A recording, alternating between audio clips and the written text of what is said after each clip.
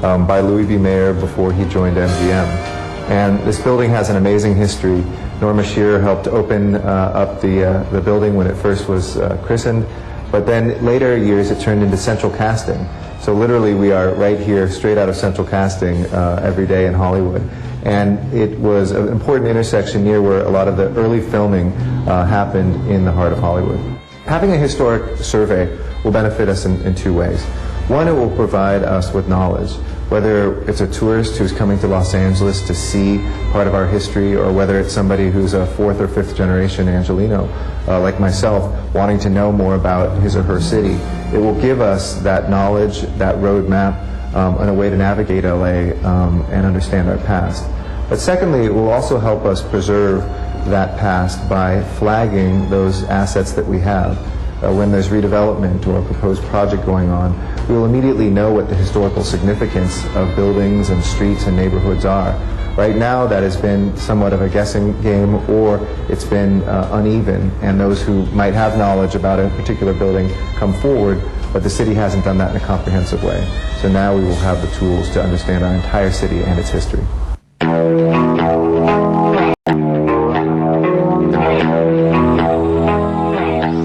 Historic preservation is about much more than just aesthetics, about beautiful old buildings that are worth preserving solely for their beauty and architectural character. Historic preservation is also important because it's about our economic development. It's about revitalization in our communities. It's about using the history of our city as a marketing tool to attract visitors and attract economic reinvestment. This was a building that was built in 1924 in the period of great growth of Hollywood as a five-story office building built in a Gothic style. A three-story addition was made to it in 1929. Historically, the building has been one of the prominent office buildings in Hollywood. It housed the Academy of Motion Picture Arts and Sciences, the Screen Actors Guild, and very prominently Ronald Reagan had his office as president of the Screen Actors Guild here from 1947 to 1953, which that office, in fact, in the corner right above us, has been preserved.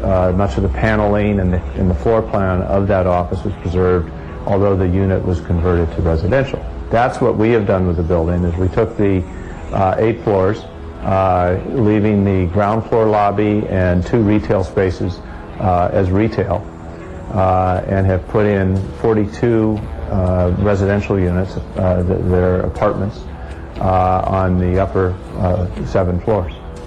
It has been made possible in large part due to 3 significant incentives. One is the adaptive reuse program, which has been adopted by the City of Los Angeles and is permitted in downtown Los Angeles, Wilshire Boulevard area, and Hollywood. But moreover, for a building that is a historic building, we are able to take advantage of a federal and state tax credit program that is for buildings that are rehabilitated in conformance with Secretary of Interior guidelines. And in addition, we've been able to take advantage of a program called the Mills Act, which provides for a property tax abatement for up to 10 years. The older side of downtown, when you get into the historic core and even further east, those are areas of the city that have stood in for virtually every city on the East Coast, other countries. You know, Prestige would be a good example. It was a movie that was shot about 2 years ago downtown on Broadway. The entire movie took place in Victorian-era London. But because of some of the grand movie palaces there and some of the older buildings, it was able to fit right in as turn-of-the-century London. But large parts of LA, particularly on the east side, the older brick buildings, they sit in for New York and Philadelphia and Chicago routinely. LA has a little bit of everything, an interesting place to live, the architecture that's here. We've got some of the most modern, beautiful architecture, and we have some of the fantastic old architecture that people don't immediately think LA has. But so I think it's a mix. It's the mix of the people and the buildings and the history here that make LA such an interesting place to be. But in the long run, I think it's important because it's, you know, first step that you have to do is catalog and understand and inventory some of the great buildings that we have here. And a lot of the filmmakers and the film crews know about these places, and the scouts and location managers, but I think the wider public is not aware of the wealth of architecture and older buildings that we have. And so if you can get some people that are concerned and appreciative of some of these older buildings, having these older buildings here selfishly for Film LA and for the industry is a benefit, because it allows people to do some filmmaking here that they might have to go elsewhere and do if we don't keep and restore and, you know, hang on to these buildings. Survey LA is ultimately a planning tool, giving policymakers, community members, property owners, and developers alike comprehensive information on Los Angeles' architectural, cultural, historic, and social history in a way that is manageable, is centralized, contained in one place, available to all on the web, to guide our decisions as a city and guide private investment as we move forward and constantly evolve in an ever-changing Los Angeles. This information is great for all Angelinos, but as a policymaker, it has particular importance to me because the decisions that we make about land use often happen so quickly in this city that we don't have enough time to assess the historical significance of our actions. This will give me a place to readily go to immediately have deep and broad knowledge about a neighborhood or a building, and to be able to preserve that history that we have even as we build a new city here in Los Angeles. It establishes a baseline of understanding of what defines a high-quality building within a community, and also defines where there's opportunity to allow change in a community. Survey LA is only going to be a success if the community is actively involved in this process. It's community members themselves who know best what is significant in their own neighborhood. I think a citywide survey is really a great attempt to put together the history, the diversity, all the different stories that help to make Los Angeles this great cosmopolitan area. I think we recognize in city government that as much knowledge as the government has, the people of Los Angeles have even more. Those stories that are handed down from families, people who have lived in neighborhoods or whose families used to be there, we want them to be a part of this project. We want them to go to the Survey LA website to let us know what history they know so that we can add that to the pool of knowledge that we have. This will allow neighbors to both maintain and regenerate these neighborhoods, making Los Angeles the highly livable place it has always been. I think that we're going to find a lot of ways in which we understand one another and really appreciate the values that everybody has brought to creating this fabulous city. Our work does good work in the world for others. We've succeeded. We're brave enough to do it. That we're brave enough to think of the magnitude of a city like Los Angeles, the complexity of a city like Los Angeles, and say yes, together with the city, with the Getty, with National Trust, with whomever and everyone we can, to pull a really incredible team of consultants and historians and thinkers and politicians and citizens together to say we're going to do this. We're going to survey 880,000 parcels and we're going to make some sense.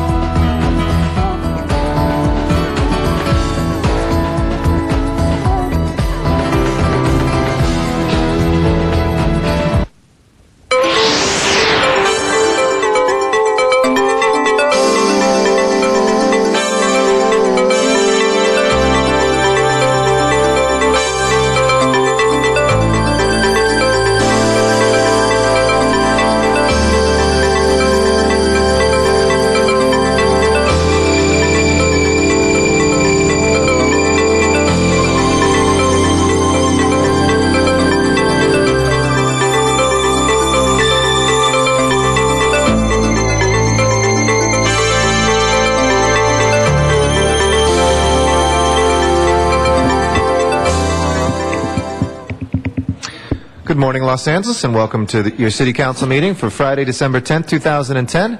We're here in the John Ferraro Council Chambers, room 340 of City Hall, where we meet every Tuesday, Wednesday, and Friday at 10 a.m., except for a couple weeks when we are out of session or participating in the League of Cities conferences. We are here on Tuesdays, Wednesdays, and Fridays. Every other Friday, the first Friday of the month, we are in our Van Nuys City Council chambers.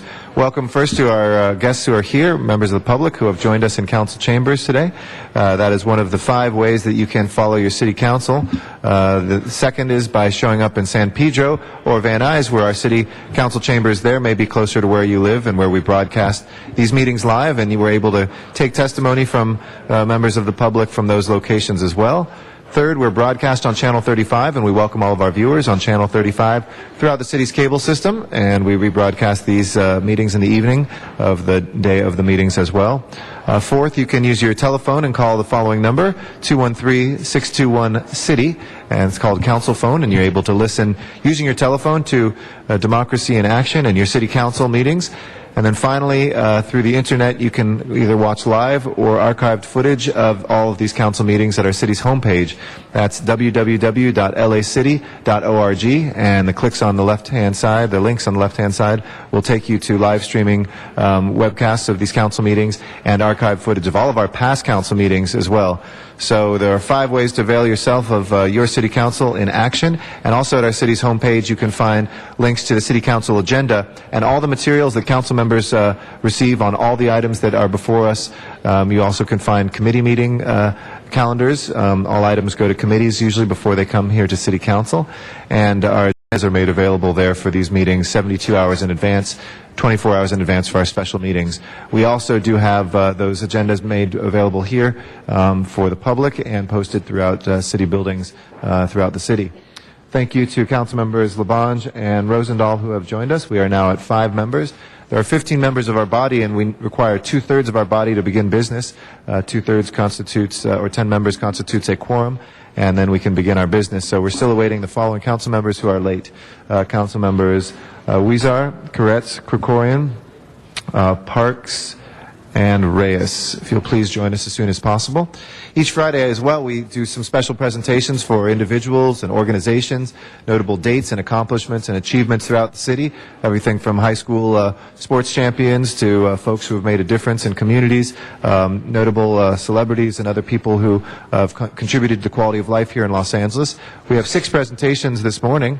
We're going to be honoring Jerry's Flying Fox from Council District 10, Joe Diaz in Council District 14, Lillian Birkenheim is going to be honored by Council District 1, Bill Mason, and Big Sunday by Councilmember Tom Labange, and UCLA programs will be recognized by Councilmember Paul Koretz. So as soon as we have a couple more council members, we can begin those presentations even before we have a full quorum. But just as a reminder, we are awaiting those members who are late. Council members Huizar, Koretz, Krikorian, and Reyes, if you'll please join us as soon as possible so we can begin the meeting. In the meantime, thank you to the public for your patience while we wait those late council members, and hopefully we can get started very shortly. Thank you.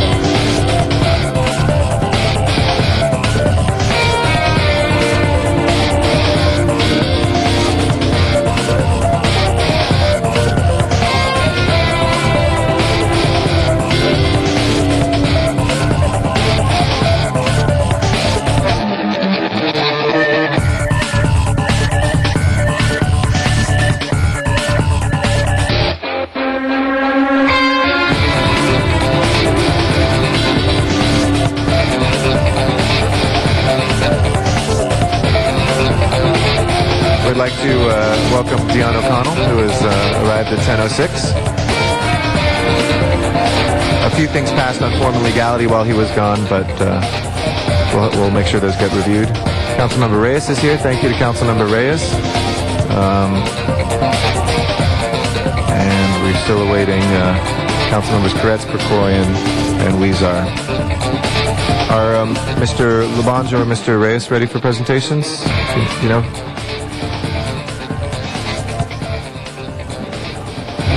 We can...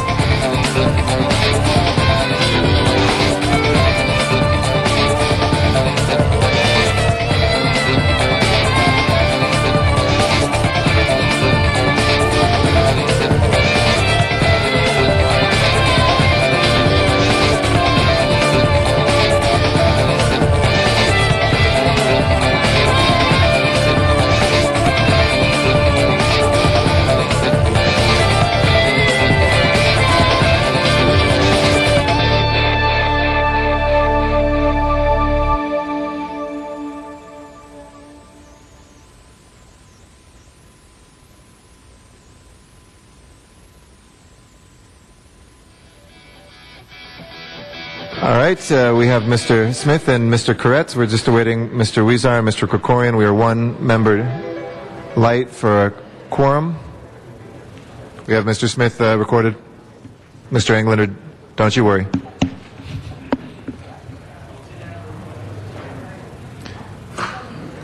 I think Mr. Labange is ready for his presentation on Big Sunday. So, Mr. Labange, if you'd like to bring everybody forward. And I'd like to recognize from the 4th Council District, Mr. Los Angeles, Tom Labange. I'd like all the council members to know how special the people behind me are. But I'd like David Levinson to come up here right now, who is truly a remarkable individual who many of you met. Temple Israel is one of the oldest temples in the city of Los Angeles. It's been on Hollywood Boulevard for many, many, many years. And a concept came together. Come on up right here. You guys are too special. A concept came together basically to bring all faiths together, all people who have care and concern in heart, and create a big Sunday. A big Sunday where you go out and make a difference in the lives of people. A big Sunday where you do things that you'd never get around to do in a community effort to try to help people change their lives, to work in the areas of, I want to use the term ecology, because probably that's an old term that we use about just the environment, to improve that environment so well. And I want to take a picture of these two camera people right here, grabbing it, which is so special. But before I remark on the 3 individuals who we're honoring, I'm just pulling them up here right now, because he's one of my heroes, as we all have, whatever districts that we represent, people who make a difference and who have a foundation of a concept and an idea that grows like an oak tree, that gets deep-rooted, that takes over and enlightens us all. Please welcome the founder of Big Sunday, a great Angelino, David Levinson. Just say a few words. Tom, thanks as always. Tom's one of our greatest supporters, and we're so indebted. So many of you are such great supporters of ours. I am not going to say anything because this is a day for Sherry Marks and Randy Hoder and Charlie Hess. I get way too much of the credit for Big Sunday. These guys all work so hard doing so many things and have for so many years. So I'm going to turn it over to Tom to introduce them. But thank you all very much for having us here. Well, thank you very much. I appreciate it. Give a big hand for David Levinson right there. Now, every time you do something, you want to promote it in such a way. And every year, they come up with a different map. But this year, a different poster, different idea. This last year, it was so special. I hope it's for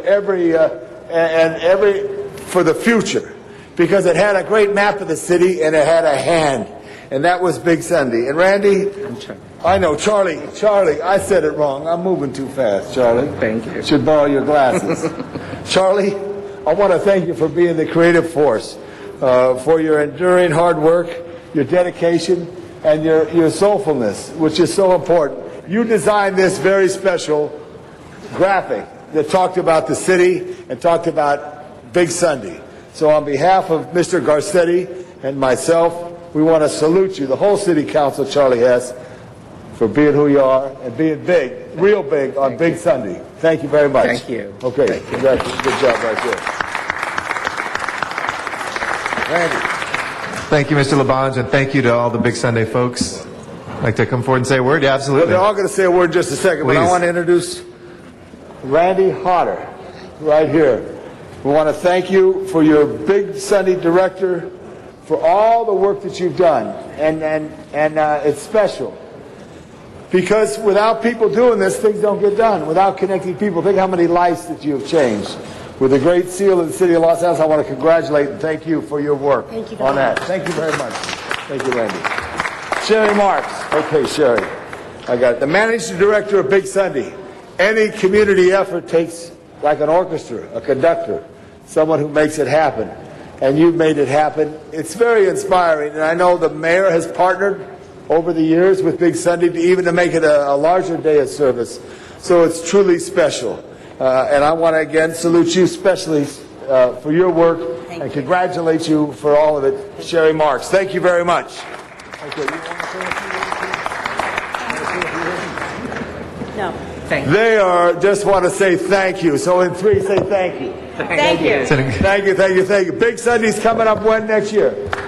May 14th and 15th. And, so that's and the website, if people want to go and get involved. The website. This is a moment of communication, so let people know. Thank you. www.bigsunday.org. Thank you. Great job. All right, thank you, Big Sunday. Thank you guys so much Thank you, David. for all you do, and we encourage Angelinos to go to bigsunday.org, and we'll make sure that that gets up on our websites as well coming up this May. Thank you. Mr. Labange, you ready? I just wanted, because I don't think you understood what I was saying. Go ahead, please, Mr. Labange. Okay, this is the beautiful handprint that showed Big Sunday.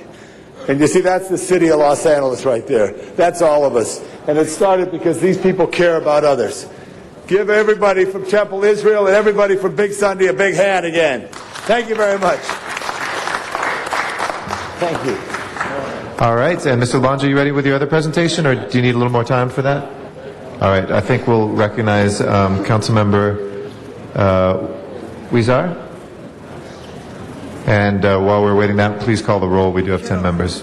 Alarcon, Cardenas, Hahn, Weezer, Koretz, Krikorian, Labange, Parks, Perry, Reyes, Rosendahl, Smith, Wesson-Zine, Garcetti. 10 members present and a quorum, President. First order of business, please. Approval of the minutes. All right, Mr. Zine moves and Mr. Smith seconds. Without objection, those will be approved. Next order of business. Commendatory resolutions for approval. All right, Mr. Koretz moves and Mr. Huizar seconds. Without objection, those will be approved as well. Why don't we run through the agenda just before our next presentation? If I can ask council members to please take their attention to the items that are before us and any items they'd like to call special on our agenda. If we can go to the first item, please. First item on the agenda is a convenience or necessity item in Council District 5, notice for hearing, and there is a request from the council office to continue that to January 21st, 2011. Okay, we do have cards on that, but we have a request to continue that to the 21st. Is there any objection? Seeing none, we'll continue that. Next items, please. Items 2 through 4 are items for which public hearings have been held. There is an amending motion in the works on item 2. Do you wish to hold that? Yes, please. Let's hold that, please. Other items to call special from those council members? 2, 3, and 4? Seeing none, let's... I'm sorry. Which item was the commissioner? There's not a commissioner. It's item 2. There's an amending motion in the works. The amending motion. I'm sorry. We'll hold 2 for the amending motion. That leaves 3 and 4. If wishes to call those special, let's go ahead and open the roll, close the roll, and tabulate the vote. 10 ayes. All right, that is approved. Next items, please. Items 5 through 20 are items for which public hearings have not been held. 10 votes are required for consideration. There's no objection for consideration. We'll have those before us. We have cards on 5 and on 20. We'll call those special. Close the public hearings on the others. Any specials, council members? If not, let's take up the balance, please, 6 through 19. And please open the roll, close the roll, and tabulate the vote. 10 ayes. That is approved. If we can go to continuation agenda, please. Mr. President, there is no continuation agenda. There's just the special meeting. Okay, agenda. we'll wait for the time on that. And I'd like to recognize in the meantime Councilmember Jose Huizar for our next presentation.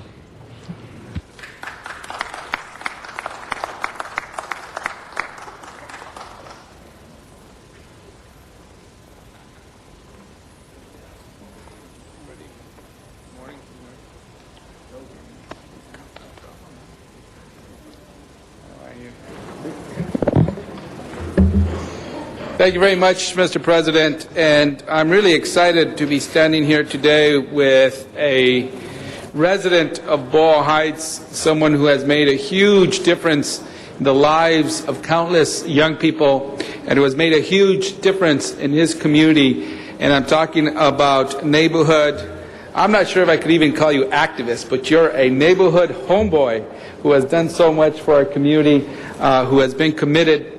And I'm talking about Joe Diaz. Let's give him a big round of applause. As you can see, he is here with colleagues, with neighbors, with friends, with relatives. And I think they share in the excitement and joy that I have to present Joe Diaz with a very special recognition by the Los Angeles City Council to thank him for his endless work and his numerous hours that he has spent of his own time to make sure that Boyle Heights is a better place and to make sure that our young people have the opportunities they deserve to make them something better of themselves and to also have those opportunities. Joe was born and raised in the Pico Aliso housing projects located in the community of Boyle Heights. He graduated in 1990 from Roosevelt High School, where he proudly wore his treasured Rough Rider baseball jersey all 4 years of high school. Mr. LaBonge is not in the chambers, but he would be proud to know that you wore your high school jersey very proudly as well. When Joe was 20 years old, he and 5 other Latino youth set out to engage in a Boyle Heights image-enhancing project. The result was We Live Here. Nosotros vivimos aquí, a mixed media exhibit which traveled throughout town, a project that eventually earned them a spot at the Midnight Special Bookstore and Cultural Center in Santa Monica. With funding from several community groups and the backing of Dolores Mission Church, the exhibit of photographs, videos, and text of interviews with neighborhood residents depicted everyday life in the projects, the joy, the heartache, and the tragedy, the many tragedies that had happened in the projects.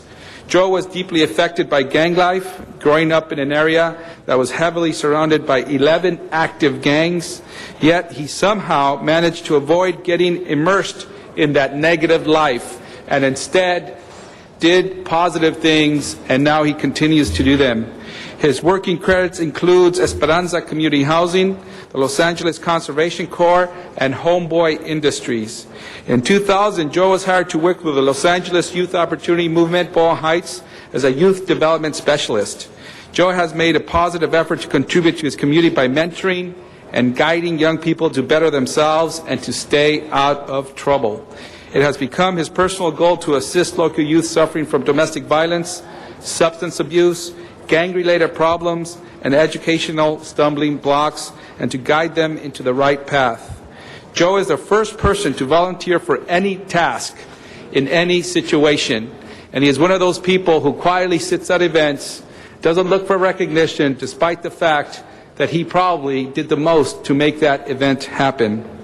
And at this time, I want to present to Joe, on behalf of the City of Los Angeles, a small gratitude, something that we want to just simply express ourselves as a city, as a community, for all the work you have done. And we know that you do it out of the love of your heart. We know that you expect nothing in return, but we certainly wanted to thank you. Because of you, I know that a lot more young people have a better life today, and Boyle Heights is a better place. Congratulations, Joe Diaz.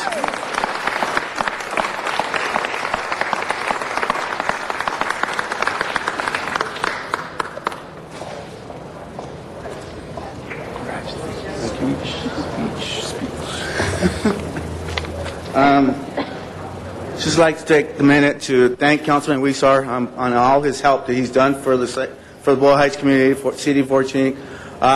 For me, Weisar talked a little bit about what it was for me to grow up in the housing development.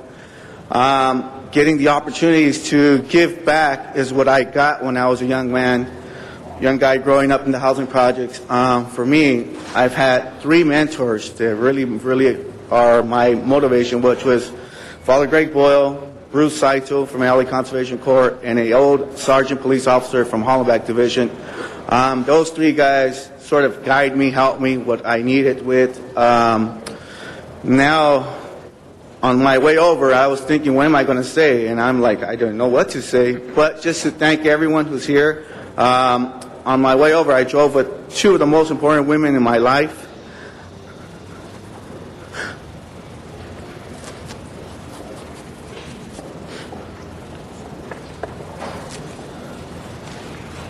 It's good, bro.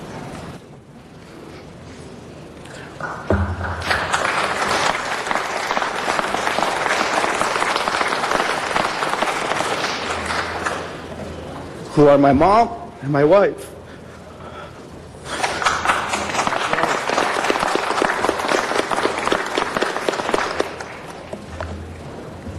Without their help and their support, I wouldn't do what I do for the community. My wife, who says at the beginning of the day, just give me an extra hug because I don't know what time you're coming home today. To my mom, who's always taught me, just do what you have to do. And my time is up, so thank you guys. Don't worry. Go ahead. That's for me. That was at the the council member took your time. We'll give you some extra. Don't worry. That was for me in case I kept talking. That's right. I wouldn't fit it. But no, overall, just the city of LA, for me, is one of the best places to live. I have 3 daughters, one who's not here. She didn't want to miss school. The last time she missed school was in the 3rd grade. She is a senior this year at Oscar de la Hoya. My young one is standing to the right with my brother, and my young one is behind me with my wife. But again, the city of LA is the greatest place to raise any kids. They say it's the worst, but I honestly believe it's not it's not where you raise your kids, it's how you raise your kids. And I think with every council member that's in here, I thank you guys for doing the work that you guys do. The Youth Opportunity Movement, where I come from, where I work from, we're at the greatest team, one of the greatest teams that I've ever worked with. Homeboy Industry, who's behind me, a couple of guys from Homeboy who are behind me. There's nothing I could say more about Homeboy than you guys already know. My brother, my little brother.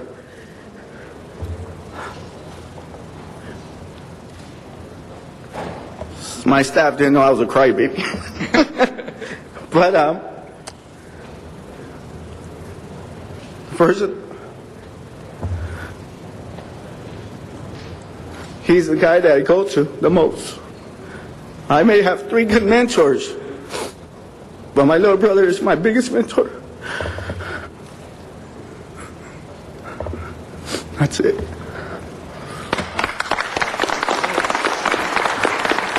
Thank you very much, Mr. Diaz. Thank you, Mr. President. And as you heard, there's a lot of emotion that comes from people growing up in a neighborhood such as Pico Aliso that for many years has been a lot of despair, a lot of gang violence, a lot of lives lost. But because of people like Joe Diaz, like the people you see behind me here today, it's a very, very different neighborhood. The City of LA and many others have invested in that community, but we have a lot more work to do. And what you're hearing today is a recognition of a very special individual that has done a lot to make sure that the despair has diminished, that mothers are no longer crying for their lost loved ones, and that there's more hope and opportunity, and that young people are being told today, you matter. No matter where you come from in this part of the city, you matter. You can do what you want.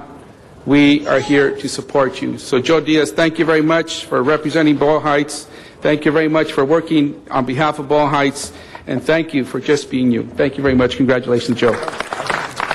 Thank you very much. We appreciate the presentation, Mr. Huizar, and thank you so much as well to Mr. Diaz for your great contributions. I'd like to recognize next Councilmember Ed Reyes for our next presentation.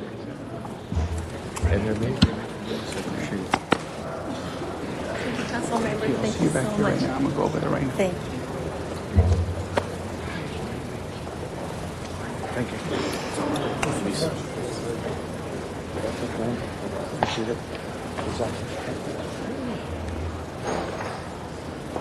Want to bring your crew up? I know you do.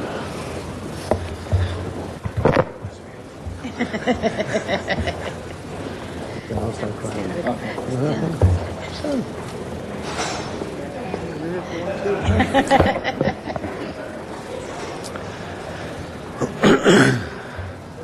Good morning, council colleagues. It's an emotional morning. A lot of good golden hearts in the city. And I'm very, very honored to present to you a person who has one of the most noble hearts in the Community Development Agency. It's with a sad heart that I announce the retirement for Lillian Birkenheim Silver.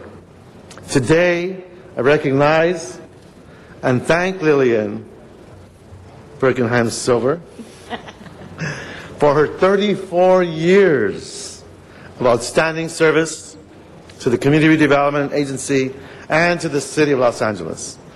Lillian began her city career as a community affairs specialist with the Community Development Agency of the city, advanced to assistant project manager, and was promoted to her current position of project manager for the city center, Central Business District, amended, and Chinatown project areas. We're being very specific here. Yeah, way too much. Lillian's exceptional professionalism, collegiality, and energy has spurred revitalization in communities throughout Los Angeles, including Monterey Hills, North Hollywood, downtown LA, Crenshaw, Leimert Park, Chinatown, Laurel Canyon, and Pacoima. Where didn't you work? That covers everything. The harbor. Oh, the harbor, okay. Well, I got a few more years for that. No, just kidding. Her visionary thinking, advocacy, implementation, strategies with emphasis on place-making and broad-based community engagement has resulted in creative and long-term private-public partnerships that work to green, promote, preserve, revitalize, and the diverse ethnic communities within each of the project areas that she has served. In my experience working with Lillian over the past 7 years in Chinatown, she has proven to be a reliable, committed, and hard-working individual, always going above and beyond what is expected of her. And I can tell you, colleagues, there were nights that we spent, rather long nights we spent, working community meetings in Chinatown. It's only because she has this amazing amount of patience and absorbing all this energy when it comes to creative tension. But at times there would be individuals who would perhaps lose their perspective when it comes to respect and how you speak to people, and she took the heat. You know, I consider ourselves public servants, but she was able to endure that hostility, that anger, and I dare say some folks just woke up on the bad side of the bed and were just mean. And Lillian was able to take that on, smile and say, I understand, but let's move forward. And that takes a very special person to do that, because she truly believes in the city, and her heart and soul displays that. She's accomplished so many different projects with the hard work of her team.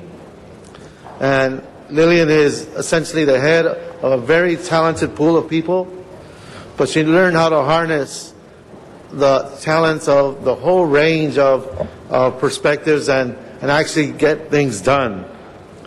We had the Yale Terrace Affordable Housing Project, Blossom Plaza, which we just acquired a few weeks ago. Perhaps we should have done 8 years ago, but that's another story. Chinatown Gateway. So you go through Broadway, you see this beautiful two dragons vying for this beautiful pearl, an orb. It's filled with Chinese proverbs and legends that reinforces the great cultures of our city. Yale Street Housing Development, Yale and Ord Stairway and Park, which we just funded. We got funding through the state. So as you look up towards the northeast, instead of seeing a hill that's dilapidated and falling apart, you're going to see a beautiful walkway. The seniors, the children, the families, I know Sharon Lowe will agree, they won't have to slip through the mud anymore to get up to their homes. They actually have a beautiful staircase. The Cesar Chavez Streetscape Improvement Project, the Lincoln Streetscape Improvement for Chinatown, the restructuring of the Community Advisory Committee for Chinatown, the Chinatown Cultural District Master Plan, the Chinatown Summer Nights. And I got to invite you on summers. It's beautiful because you'll see the new neon lights business incentive program. So all the beautiful structures will be lined with neon. Asian Pacific Islander Preserve American Neighborhoods designation, which is a federal fund that now is connected to Chinatown. So Lillian has genuinely cares about the people she works with and the community she serves, and it shows. Her extensive accomplishments and service have been a tremendous value and have resulted in advancement of the city's goals, providing safe, vibrant, walkable, green, livable communities and destinations for the people of Los Angeles. So Lillian, we have a lot of little awards here, big awards, some great wallpaper, and it'll be nice for you to stare at, share with your family. And I must thank your family for allowing them to share you with us.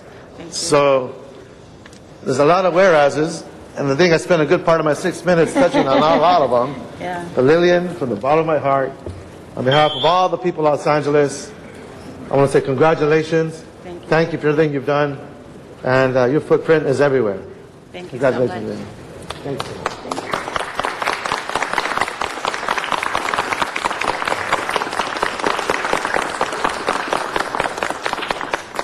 Congressmember Lucille Rogal Allard, who would have loved to have been here, also very grateful in helping steward the federal resources that helped our light rail station, the GO line elements, the improvements that were shepherded through the federal government. Thank you for your support. So this is on her behalf. It says, in honor and appreciation of your many years of exemplary leadership and outstanding commitment to improving quality of life of the residents of Los Angeles, 10th day of December, 2010, Lucille Rogal Allard, Member of Congress, the 34th District, Certificate of Congressional Recognition. Thank you, Linda. Thank you.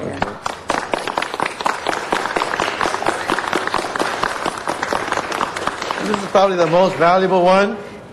This comes from your colleagues, your staff. This is a live, real acknowledgement of your great work. Thank you so much. Okay. They're asking for the plane tickets. I'll let the staff decide that. Lillian? Thank you so much.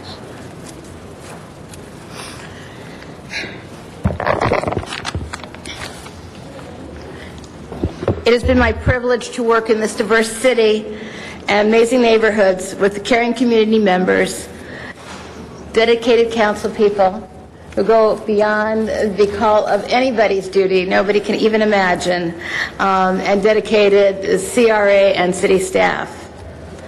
Our successes throughout the years have been great when there have been collaboration between the city departments and agencies. Today we're opening an amazing new facility in Central City East, the Downtown Women's Center, that happened only because the city cared, and Councilwoman Jan Perry and Kathy Godfrey pulled together the city departments to obtain the building, the funding, and all the necessary permits. Next week, we'll be breaking ground on a new affordable large family housing project in Chinatown. Another project that would not happen without the leadership of Councilman Reyes, his staff, Susan Wong, and all the city departments. When the Downtown Street Standards Committee was created by the council to redefine downtown streets and urban design, allowing for infill housing and pedestrian priority streets, we took giant steps forward for the city.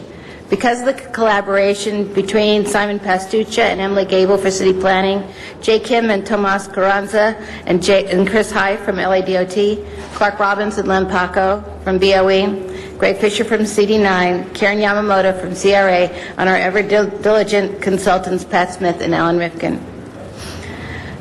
Collaboration has been a key word, with the support and guidance of Councilman Reyes and Sharon Lowe brought together the Asian Pacific and Island communities to obtain Preserve America designation for the city of Los Angeles' Chinatown, Little Tokyo, Koreatown, Thai Town, historic Filipino town. The collaboration is continuing and will strengthen the cultural richness of the city as well as the economic viability of our communities. Every day that I have had the privilege of working in the communities of Los Angeles, I've relied on the amazing fellow staff members. Several behind me.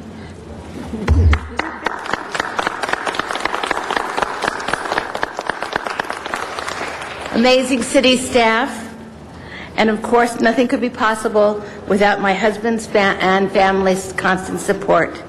Thank you. It's been a very big privilege to work in the city of LA. Thank you, Liz.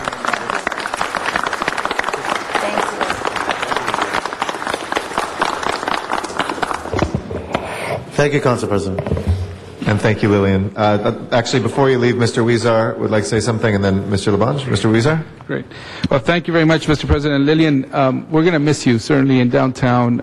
You have been a godsend to a lot of the work that is happening in downtown and its revitalization. After we started our Bringing Back Broadway initiative, you have been there 110% all the time, whether when we asked you to be on panels or finding resources for different projects or getting creative about how we move forward. And a lot of times when people really didn't understand what we were trying to do there, you had the history, the knowledge, and the enthusiasm to get folks understanding the importance of preserving our history in the city and to look again at some of these areas of our city that have been neglected for decades. But thank you so, so much from the bottom of my heart. You have just been a tremendous asset to us. I wish you would stay with us longer so that you could see the fruits of some of the work we've been doing there. But then again, there's a lot of fruits that have sprouted throughout the city of LA because of the work you've done. We're going to miss you, Lillian, and good luck. And thank you for all the work you've done. Thank you so much. Thank you, Mr. Labange. We were out of the room at the start and jumping back and forth, but Lillian, you look fabulous, like you just got off the plane from Hawaii, which is so nice. But you've been so nice to every effort that you've tried to make to help the city, and to know what you're being honored, and what Mr. Reyes said about you personally. I know previous years you were working in the North Hollywood area. I just wanted to stand up along with Renee Weitzer to say thank you very much and congratulations. A very, very successful future for all your endeavors. Thank you, Lillian. Our next presentation will be from Councilmember Tom Labange for a second presentation.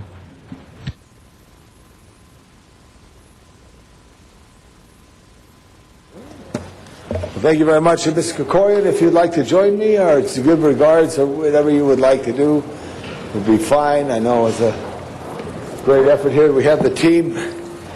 We go from Lillian Bergenheim to Bill Mason, who started in December 1976 as a planning assistant in the Community Redevelopment Agency and promoted to a planning associate, and promotion and promotion and promotion, because he cared and he worked hard. He wanted to make a difference.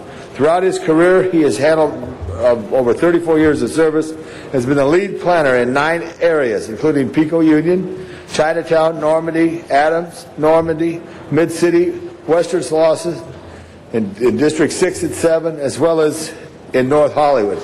And it's in North Hollywood we became very close to working with Bill. For the past 11 years, his excellent knowledge and dedication to the area has stimulated great impact where the Community Redevelopment Agency has made a difference.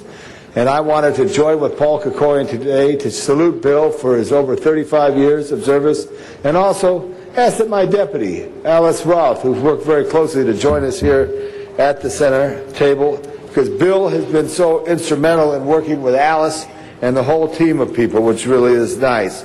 So I'm going to call on Mr. Krikorian for a few remarks before we salute you. I think the big thing is that you, which was the largest redevelopment agency in the country when first created by then Councilman Joel Wax, and then the subway came, and nothing is really happening. And all of a sudden, with others at Margarita's here and your team of folks, all of a sudden things started happening. And I do want to thank, I know, the J.H. Snyder Company, which I think was the catalyst for an awful lot of good that started there. We finally moved Phil's Diners which is you made happen. So when it finally gets open, I'm going to buy you, get you the first Philadelphia cheesesteak. All right. All right, that's good. But you have made a difference, and I hope when I saw Lillian too, the difference she made, all of you make. I hope in your retirement, in the future, you go back and tell your family what a big difference you made for the community.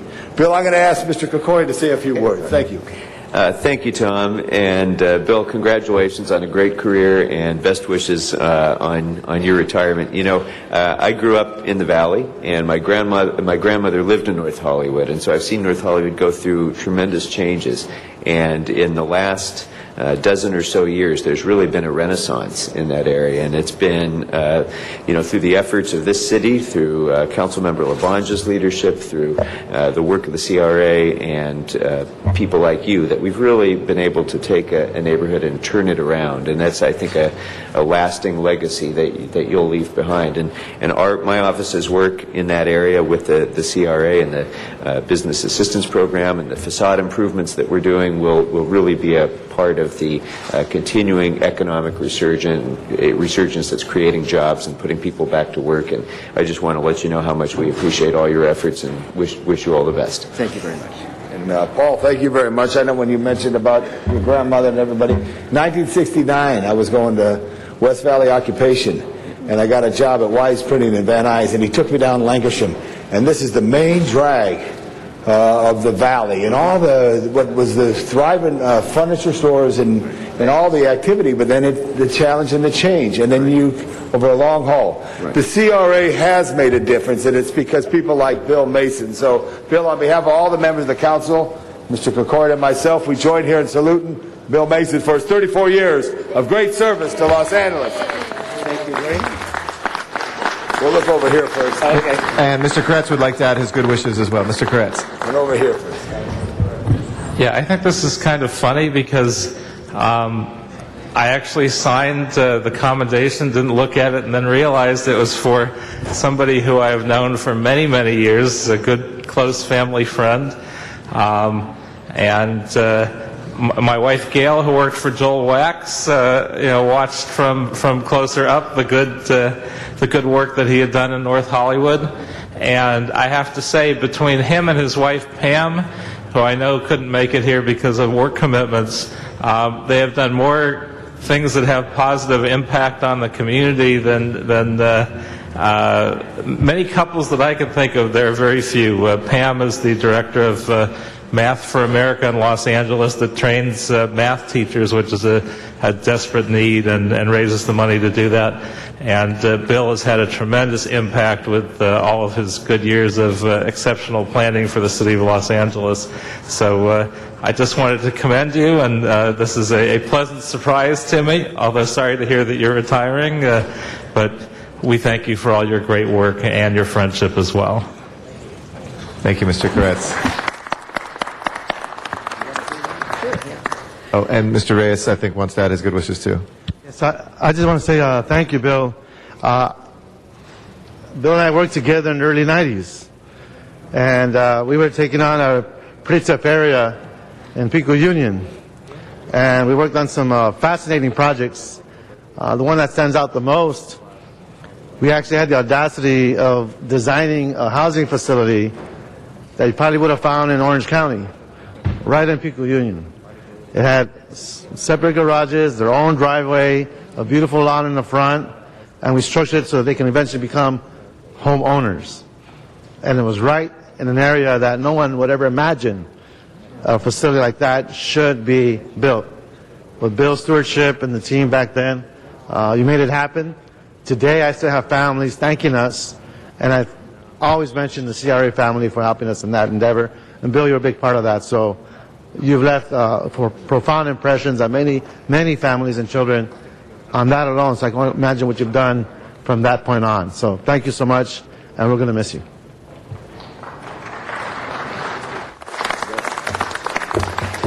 Well, I'd like to thank Councilman Labange and Councilman Kokorian for the kind words, as well as Councilman Koretz and Councilman Reyes. And thank you very much for this opportunity. I've just really enjoyed and just been energized, for the last 30-some years working for the City of Los Angeles and working in the redevelopment agency. I think that we all, when we're working in something bigger than us, we work in a continuum and a slice of time, and I can't help at this point to think about the work that I did that built on the work of others that came before me, and that I'm leaving, and the work's going to continue in the good hands of the people that will come after me. And I think North Hollywood is in very good hands. And so I would like to thank Councilman LeBonge and his staff, Renee Weitzer, Alice Roth, that I've worked with for many years, Doug Mensman, and Lisa. Thank you very much. This was great. She can really move mountains, I got to tell you. That's fantastic. And then I'd also like to thank the CRA team, the East Valley team that has been sort of my city family for the last 10 years. Margarita Diaz-Contreras, our regional administrator, who has made the East Valley region a great place to work. She's empowered us to do good work, and I'm very appreciative of that. Ghazala Perzada, who is away, the project manager for North Hollywood specifically, Duran and Al are our other project managers. I'd also like to thank and recognize Regina Kirschenbaum, the assistant project manager that I work with almost daily. Also Elizabeth and Dora, Betty, Stephen, John, and Tabitha on our team. And then I'd also like to thank my family, because I think it begins and ends with family. And they're scattered all over the place. My son is finishing up the semester at SC, so he couldn't be here today. My wife is working, and my son Josh is in Philadelphia working. So this is great. I'm very thankful, and thank you all very much. Thank you, Bill. We're going to go in the back room, but come over here. Thank you very much, Mr. LeBonge, Mr. Krikorian. And our last presentation will be by Councilmember Koretz of the 5th District for our last presentation.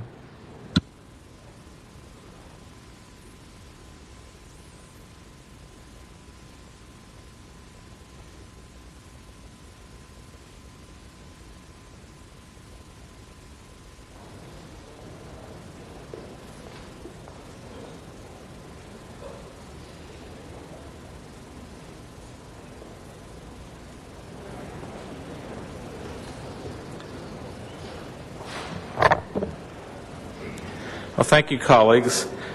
During this holiday season, many of us are fortunate enough to celebrate with our families and friends. We go to holiday parties, and we shop, and hopefully we shop in Los Angeles, and of course we eat. Holiday feasts are a tradition for many of us. But these simple things are often things we take for granted and are not possible for too many Angelinos. The economic difficulties over the past few years have increased the numbers of the hungry and homeless in our cities and our communities. And our colleague Jose Huizar has been an incredible leader in trying to get the city to do its part to tackle the problem of hunger in all of Los Angeles, and I've been proud to support and aid those efforts. But it's also important to recognize those who are working in their local communities to help those in need. And that's why I'm proud to honor two fellow Bruins who exemplify the spirit and community service that UCLA strives to instill in its student body. And if they could both come up. Abdallah Jadallah coordinates the UCLA Food Closet. The Food Closet fulfills an often unspoken and unknown and hidden need on a campus where some students struggle to find their next meal, and nobody really knows that outside the campus. By using a small, previously unused closet in the Student Activity Center as a pantry stocked with food donated by the community, students can anonymously take food that they need to help them through what may be a difficult time in their lives. And Brian Pozeshki is the coordinator of the Swipes for the Homeless program at UCLA, which was established last fall. Swipes for the Homeless works by allowing students who have purchased the college meal plan to donate unused swipes or meals at the end of each academic quarter. These donated meals are then taken to local homeless shelters throughout the city. Additionally, Swipes for the Homeless educates students on campus about what they can do about homelessness and the hunger problem in Los Angeles and how they could do more to help.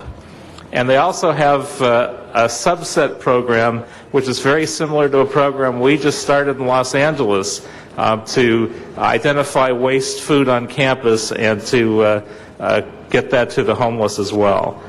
We just passed a similar program just a few days ago, and we're just a little bit behind the curve. You guys have actually set the example for the rest of the city. And not only do they coordinate these programs, they started up these programs from scratch, which is just amazing to me.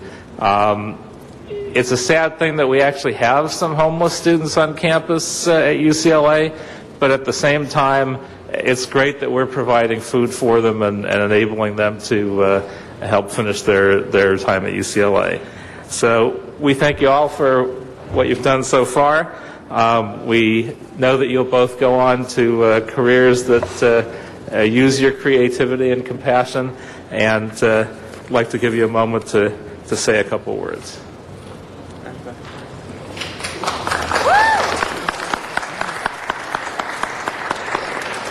I want to thank Councilman Paul Koretz for bringing us here today, and to all of the UCLA students and staff and faculty that have helped put these programs together to help students and other individuals throughout Los Angeles. Likewise, I want to thank all the UCLA faculty and staff that have helped out the food closet, and Councilmember Paul Koretz. He's helped us out a lot and gave us a lot of moral support, so thank you. So let's give a big hand to these two gentlemen who have created amazing programs from scratch. They're a great example to the rest of the city. And Mr. Huizar would like to add his congratulations too. Mr. Huizar. Thank you, Mr. Kretz. Thank you for bringing these two young individuals to Chambers today. Congratulations and thank you for your incredible altruism. As Mr. Kretz mentioned, the city recently passed a policy on what our department should do with our surplus food. And you have already been doing it at UCLA, and that's what we want to do. We hope that the city and now UCLA and others show the way in terms of providing food to those who need it. We want to eventually think of donating surplus food as the way we think about recycling right now. At first it was a little uncomfortable. At first we said we don't want to go out of our way to do it, but now we see the benefits. There's infrastructure available to do that. It's a lot easier. There's education and information out there about how we can do more recycling, so hopefully we could donate more surplus food in the future. But you guys have done an incredible job. I'm proud to call you guys fellow Bruins. Thank you very much. Thank you. That will close our presentations for today. If we can go to the items called special. Do we have the amending motion for item 2? Yes, Mr. President, that has been circulated. Okay, if nobody wishes to be heard on that, we'll accept that as a friendly amendment. We can open the roll on item 2 as amended, please. Please open the roll, close the roll, and tabulate the vote. 11 ayes. Okay, we'll now go to our general public comment, and our first speaker is Dr. Clyde Williams. I want to thank all the students that are here, too. We'll make sure we find out what school everybody's from so we can give you guys a shout out as well.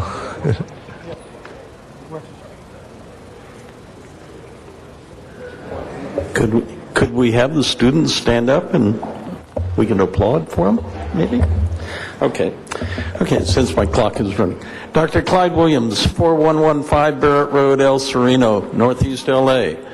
Yesterday there was a kind of interesting, entertaining meeting over in the MTA building. The board of MTA considered a motion what to do. Just to give us a number, a cost-benefit analysis of one of the largest projects ever to come to LA. Maybe. That is the 710 North Extension Tunnel Project. Mr. Huizar supported Mr. Najarian of Glendale in a simple question. Please tell us what this monster is. Because in some places, they say there's going to be an interchange at Huntington Drive. In other areas, they didn't say, no, it's not. In some areas, they say it's going to have trucks. In some areas, they say it's not. We don't know what this monster is, but they're proceeding with a $60 to $90 million environmental process without even knowing where it's going to go, without reflecting the wishes of the LA City Council and the 9 affected neighborhood councils. We don't know what it is, and a simple question was, please tell us what this monster is. And by the way, somebody else recommended that it be applied to all MTA projects. That was an interesting concept because they don't know what the real, or at least current, estimated costs, schedules, and scopes are for many other projects. On the other side, Sierra Club supports the 3010 elements of transit, but not the highway program that's being accelerated. Thank you, Doctor. Thank you. I'd like to recognize Mr. Labange for a recognition of our students in the audience. Well, thank you very much. We have some great students here today, all students here today. Hold on, sir. Conductor, do you want to introduce them? So just wait just a second so we get it forward. Please have those great students from Van Ness Avenue Elementary School be raised and recognized. Van Ness Avenue School, located in the Hollywood area and right next to Paramount Pictures. And they have a great bunch of kids. Wave to the camera, everybody. Thanks for being here. This is your City Hall. We love you, Van Ness. Thank you very much. Thank you, Mr. Labange. Thank you. Thank you. If you have cable at home, that's Channel 35 tonight at 8 o'clock. Our next speaker is Arnold Sachs, and after that will be Melrose Larry Green.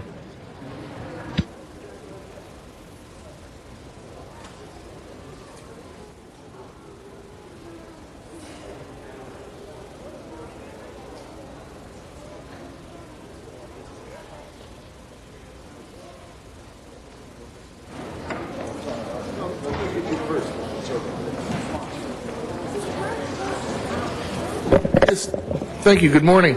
Arnold Sachs. It's very interesting. I'd like to take a moment to also congratulate all the volunteers that you awarded and you gave recognition to. You gave awards out as proclamations.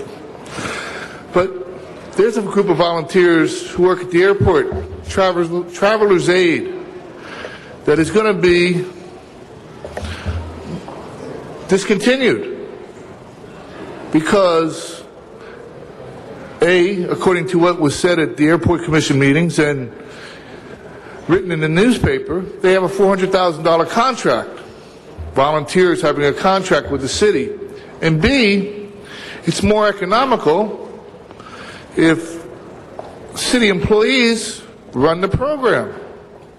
So, just trying to figure out when the volunteers cost the city money and when the volunteers save the city money. Also, I'd like to point out that we're in the middle of December, as everybody knows, and we have no ending or no decision made on the parking garage situation. That was a dire part of the budget process from last year. I believe it was going to add an extra $60 million to the general fund program. It was going to cost, right now the city is spending $5 million a month. So where is the leadership? Today's newspaper says the mayor is upset with the teachers union. Where is the leadership? And where is all the progress that was made from the budget discussions? When does that come up? The 700 people that were supposed to be laid off. On and on and on. Thank you very much. Melrose Larry Green will be our next speaker. After that will be Brian Chase. Good morning. Good morning. Good morning, everybody. First of all, I'm very happy this morning. I want to thank two people, Sharon Shapiro, the field deputy for Tom Labange, and Councilman Labange. I'm not being evicted from my apartment. And thank you, Councilman Zine. This is an amazing case. I don't have to rehash all the details, but I was told by a lot of lawyers that I might have been evicted. I didn't want to give up my cat. I didn't want to give up my piano. Legally, they were right. And I want to thank Dr. Finkelstein, my landlord, Dwayne Hall, Dr. Finkelstein's lawyer. But most of all, I want to thank Tom LaBonge and Sharon Shapiro. They really went to bat for me. They took me down to the housing department. I filed a complaint, and the wrath of that summons, the lawyer and the landlord agreed. And listen to this. Not only are they not evicting me, but they're putting in new carpeting, they're painting the apartment, putting in new linoleum, the cat stays, the piano stays. I'm probably not supposed to say this, but I have a lot of room in my apartment for Tom LaBonge lawn signs. And I'm so proud to live in Hancock Park. I'm so proud to be a resident of the 4th District. Good morning. There's my good friend Jimmy Blackman, who once gave me a tour of Mayor Villaraigosa's inner sanctum when he wasn't supposed to, but he's a great guy. I love the mayor. I love everybody this morning. I even love President Obama. I love everybody. I have never been so happy since the day that I got into Brandeis and Cornell University. Bill Rosendahl, we go back to the days of Century Cable, a personal friend of the great Arlo Guthrie, Bill Rosendahl. Thank you all so much. Thank you, Sharon. Thank you, Tom. Jose Huizar, I'm on board with you. I got to wrap up more boxes. I got to go to Office Depot, Home Depot. Thank you all very much. Thank you. We're very glad for you, and have a good holiday and a Happy New Year. Thank you. Larry. Brian Chase is our next speaker. After that is Mickey Jackson. Very good morning. Thank you very much. Good morning. And just very quickly, I want to thank Council members Rosendahl, Reyes, Garcetti, and Koretz for advancing a motion to investigate the possibility of protecting workers in the adult film industry from the spread of disease. I spent the last 15 minutes trying to think of what euphemism I was going to use for adult films with all the kids in the room. But I'm really grateful. Just last week, I met two young people, sweetest people in the world, just 24 years old each, both of whom were infected with sexually transmitted diseases that they will have for the rest of their lives due to participation in this industry. And I'm so happy to see some movement forward to protecting people like them. Thank you. Mickey Jackson. After that will be... I'm just going to come in here on Brian's time and make this real short. Thank you so much, particularly Councilman Rosendahl. You've been a good friend for many years, and your concern about these people is very touching, and I know, it comes from a very deep personal place, and I really appreciate that. Thank you, Mickey. Bill Huey will be the next speaker. After that is Walter Bechtel. Good morning, members of the LA City Council. I'm Bill Huey. Usually I'm here speaking on landlord issues, but my second full-time career is I do publicity for movie premieres, and there's a movie premiere in Hollywood on Tuesday at the Egyptian Theater it's called What is the Electric Car? Now, the producers of this film chose the city of LA to launch the movie and raise awareness about electric cars. Also, Chevrolet and Nissan are launching their new electric car the following day, and those cars will be on the sidewalk right there at the Egyptian Theater in Hollywood. We're going to have a lot of media, a lot of celebrities. Jay Leno is in the film. If any of the council people want to come out and talk to the media, because look, right now in LA, we're losing jobs. Hollywood, half of Hollywood's left since 1996. And now we got a movie company and car companies that are using Hollywood Boulevard, the Egyptian Theater, as a platform to start the movement to raise consciousness across America about the electric car and, let's pollute the earth less. So this is great that they're choosing L.A. Our image needs it. L.A. is a city of progressive thinkers most of the time, and it's a good thing. So if anyone on the city council, and it's too bad Councilman LaVanche's not there because he's a big promoter of L.A., if you want to come down, talk to the press, I got the information about the film here, my contact number, my email address is billhuey, OOEY at earthlink.net. I'm also at the fairhousingcoalition.com. But this is a great thing. I mean, we're going to change the consciousness of America about driving electric cars, and a lot of electric cars are going to be there. Several companies are going to have a little giveaway of electric car. It's going to be promoted aggressively on the internet. And I think this is good for the city of LA. It's good for Hollywood. It's a win-win. Nobody's walking away angry. So if you want to come down, talk to the press, tell them what you think about the future of electric cars, alternative energy, this could be a good place to do so. Thank you very much.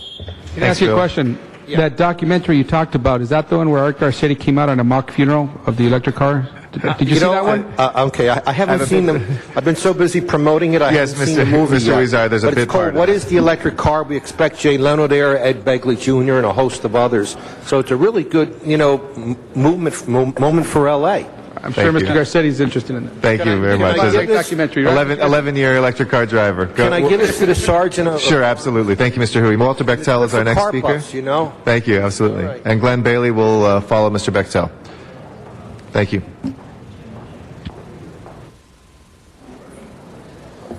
Good morning. I think it still is. It's nice to hear somebody wasn't evicted after 21 years, but sad to say that's not the way it is for every one of us. Maybe it's because of the council district I live in, I don't know. But I wanted to say something. Somebody has reacted on TV to something I said here, Oprah Winfrey, and I just wanted to say something, and thank you for responding. Somebody's out there and not stonewalling me and everything I have to say. But I just wanted to say, if you cry and you don't know why you cry, don't tell them, that for the reason. I notice, I was watching a movie the other day or a couple of weeks ago, Titanic, and for some reason I was brought to tears about a certain part of that movie, and I couldn't understand why myself until later on I realized what the meaning was. So, I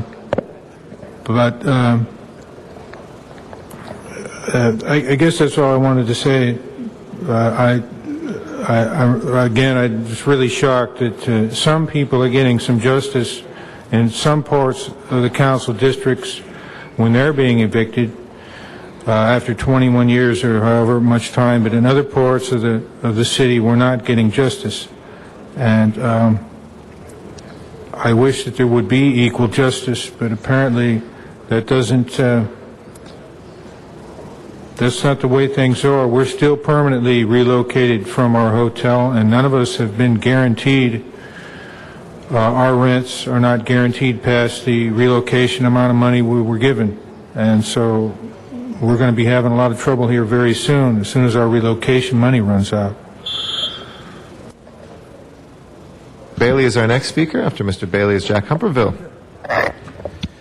My name is Glenn Bailey. I'm speaking from the Friends of the Sepulveda Basin, but I'm actually speaking about a citywide issue. It has to do with the fee increase for community garden plots. There's 9 community gardens that are controlled by Department of Recreation and Parks, either on city land or land that's leased to the city. And at the commission meeting on July 14th, they increased the fees 380% for individual community garden plots. They did so amongst a 71-page document with various other fee increases, with no notice whatsoever to the community garden organizations or to the individual community gardens. To make matters worse, they failed to notify the community gardeners to this date, officially, that this increase would be effective January 1. When some gardeners found out about it, they attended the commission meeting on November 15th, and several of the commissioners said they didn't know anything about the increase, even though they had voted amongst this 71-page fee increase document. At a community meeting on November 23rd, 130 gardeners showed up very angry about this failed process, and there was television and newspaper coverage, and yet the Board of Recreation Parks Commission failed to even put this on their agenda that they had this past Wednesday. They have indicated they will do so on January 5 4 days after the fee increase is supposed to go into effect. This department is out of control, arrogant, and needs to be made accountable to how they're treating the most vulnerable of our people in terms of seniors and low-income people that are just trying to grow food and improve the garden plots that they are using in the city, and I hope you'll help us do that. Thank you. Thank you. Mr. Labange, for a brief Very response. much. I will ask the gentleman in the ropes. We're going to take this up in our Arts and Parks Committee at our next meeting. Thank you. Thank you. And briefly, Mr. Rosendahl. I want to respond by one line. I totally agree with this. My community is up in arms about these gardens, and I want to make sure that it supports the people in the communities. Thank you. Thank you.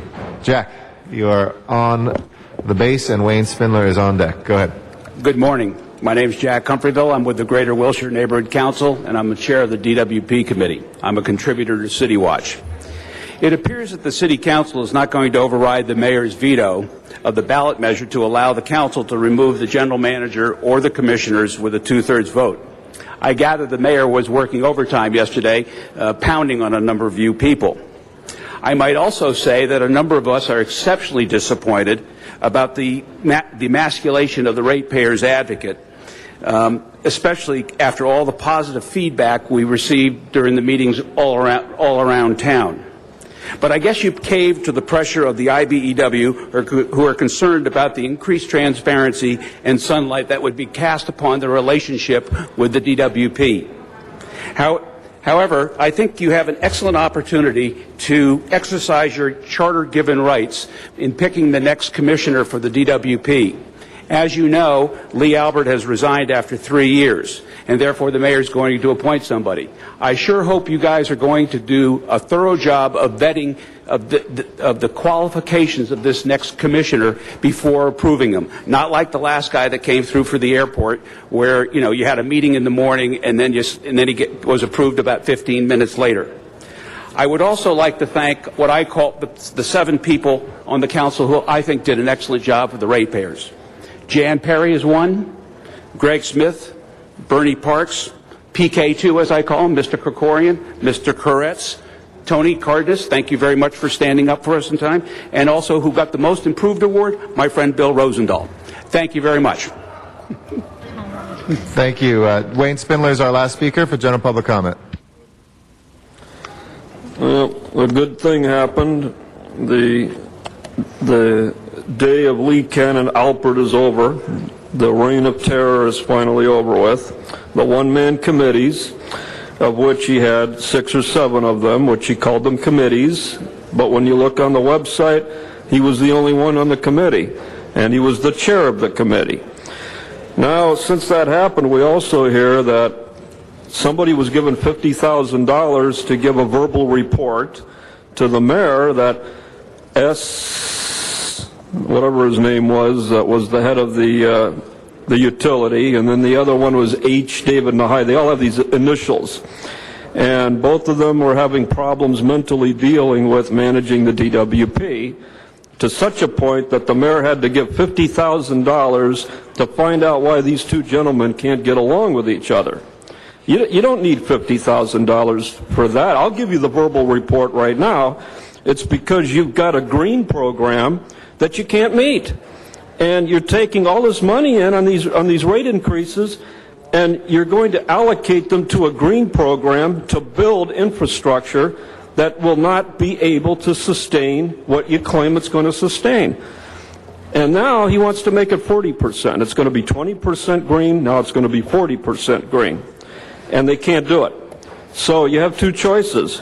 You can cancel the green program and give an immediate categorical 20% reduction in rates across the board to businesses and homeowners and restore our economy, or you can keep going with your rate increases. Keep driving the businesses out, and what are you going to have in the end? Like in Don Quixote, you're going to have a bunch of windmills. That's what you're going to be looking at with no power generation.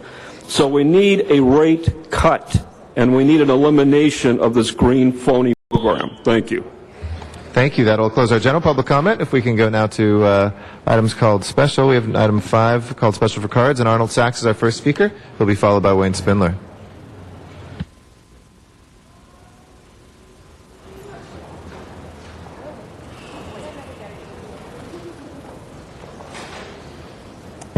Thank you again, Arnold Sachs.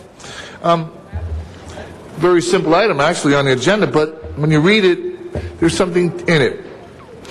It says, relative to the status of the joint use agreement citywide and within the Northeast San Fernando Valley, and current programs offered at Los Angeles Unified School District sites in each council district.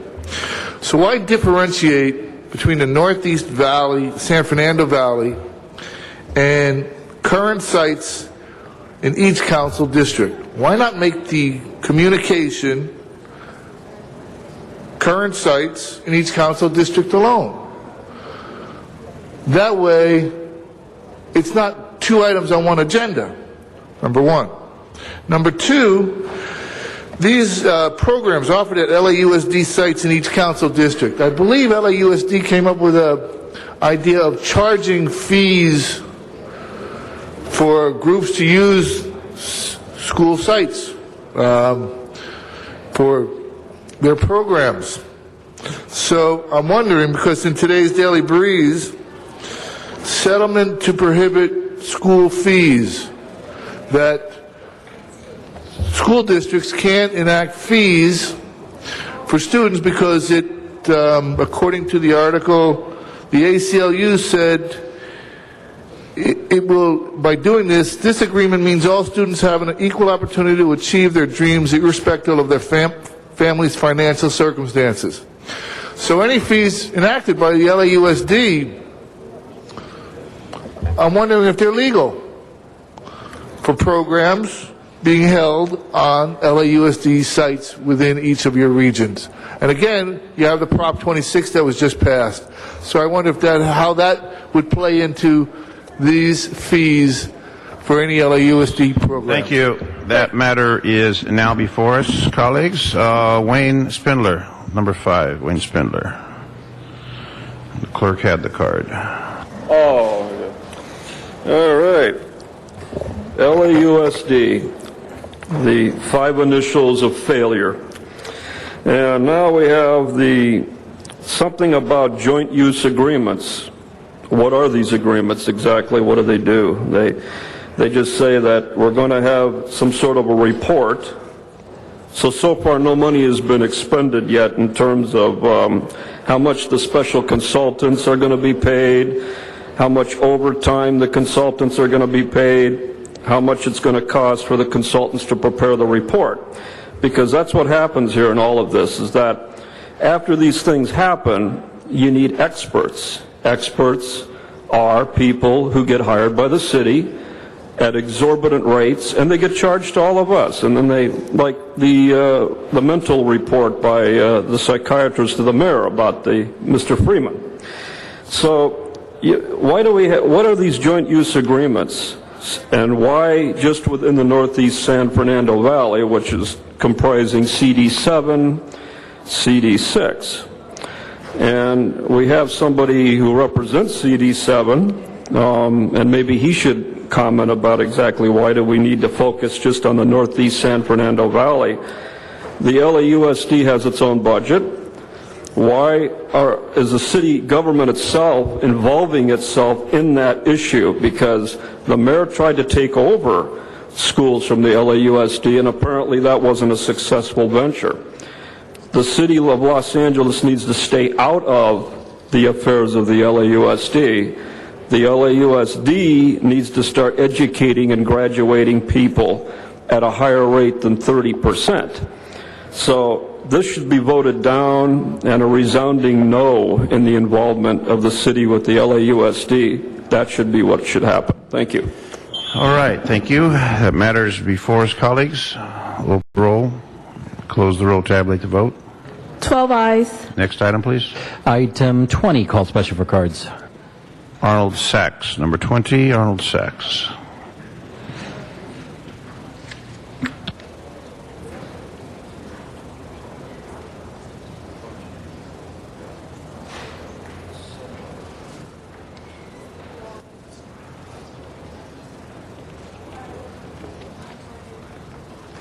Yes, thank you again, Arnold Sachs. Item number 20, and I'm just going to read from the beginning. Final maps in the various council districts recommended for council action. Approve the final maps and adopt the city engineer reports as detailed in the various listed council files, including bonds, agreements, contracts, and other related issues as specified.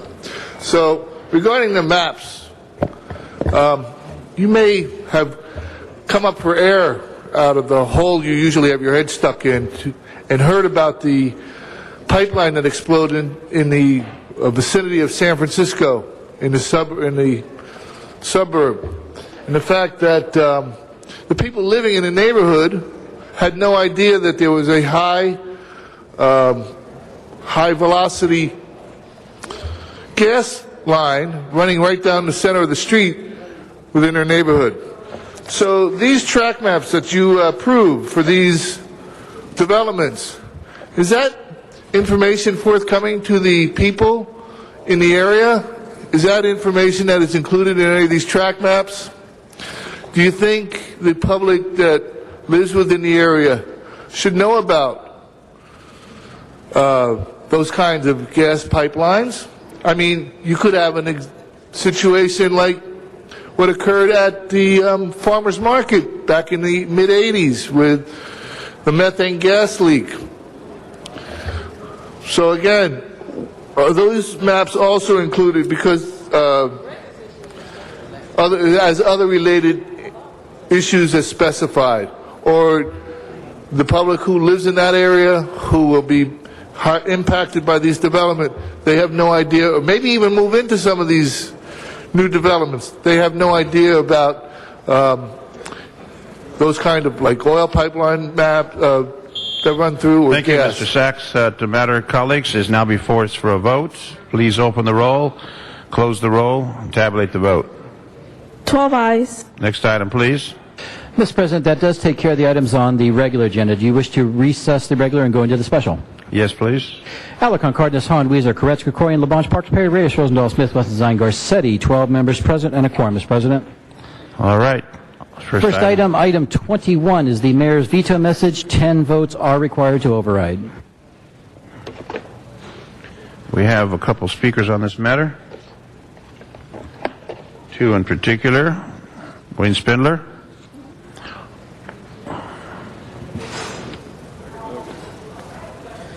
All right. So we got a veto, and now the city council, for the first time in 50 years, is going to try to override a veto by the mayor. That's pretty bad, because usually everything is 15-0, 12-0, and this time we have a legitimate dispute. And what is the veto message? Well, the message is that we're having a special election March the 8th, and should the city council, you guys, should you be able to fire, a nice word is called remove, of commissioners and the general manager, yes or no? Well, the answer is, according to the union IBEW god, Brian Darcy, he says that the utility is too politicized. The Lord says that it's too politicized. So what the Lord means is that he doesn't want this on the ballot. That's what God said. So believe me, Darcy's like God, because he's got the total control of everything. So do you really have 10 votes here to overturn this? Of course you don't have 10 votes, and you don't have a full quorum of 15 here. You wouldn't go against the mayor.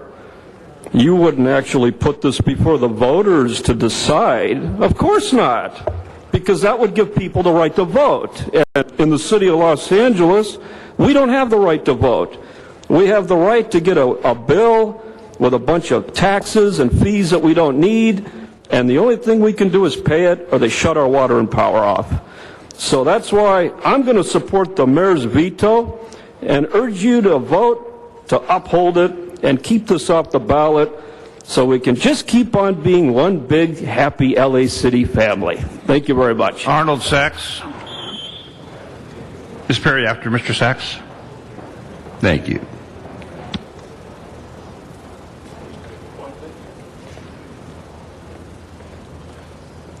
Yes, thank you again, Arnold Sachs.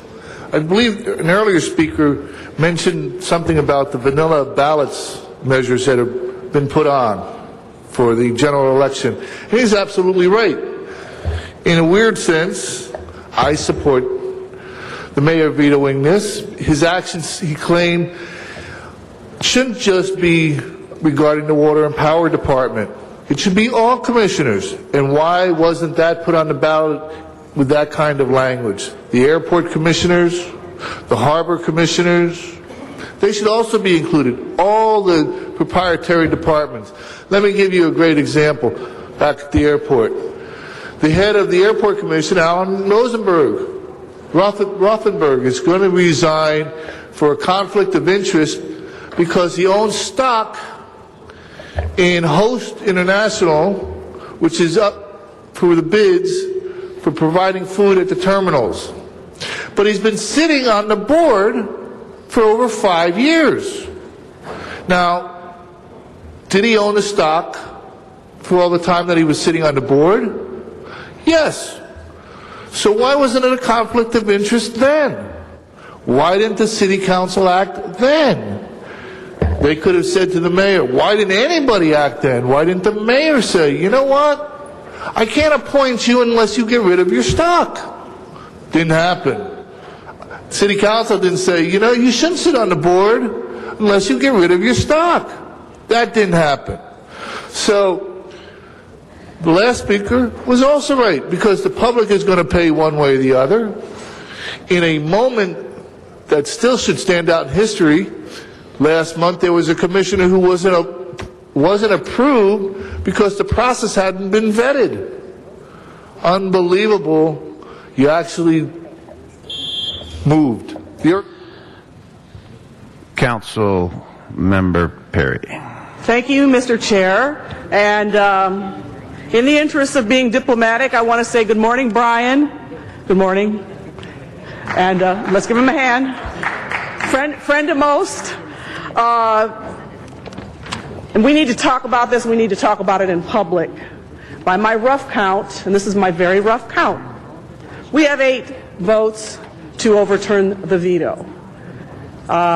You need 10. So we are too short.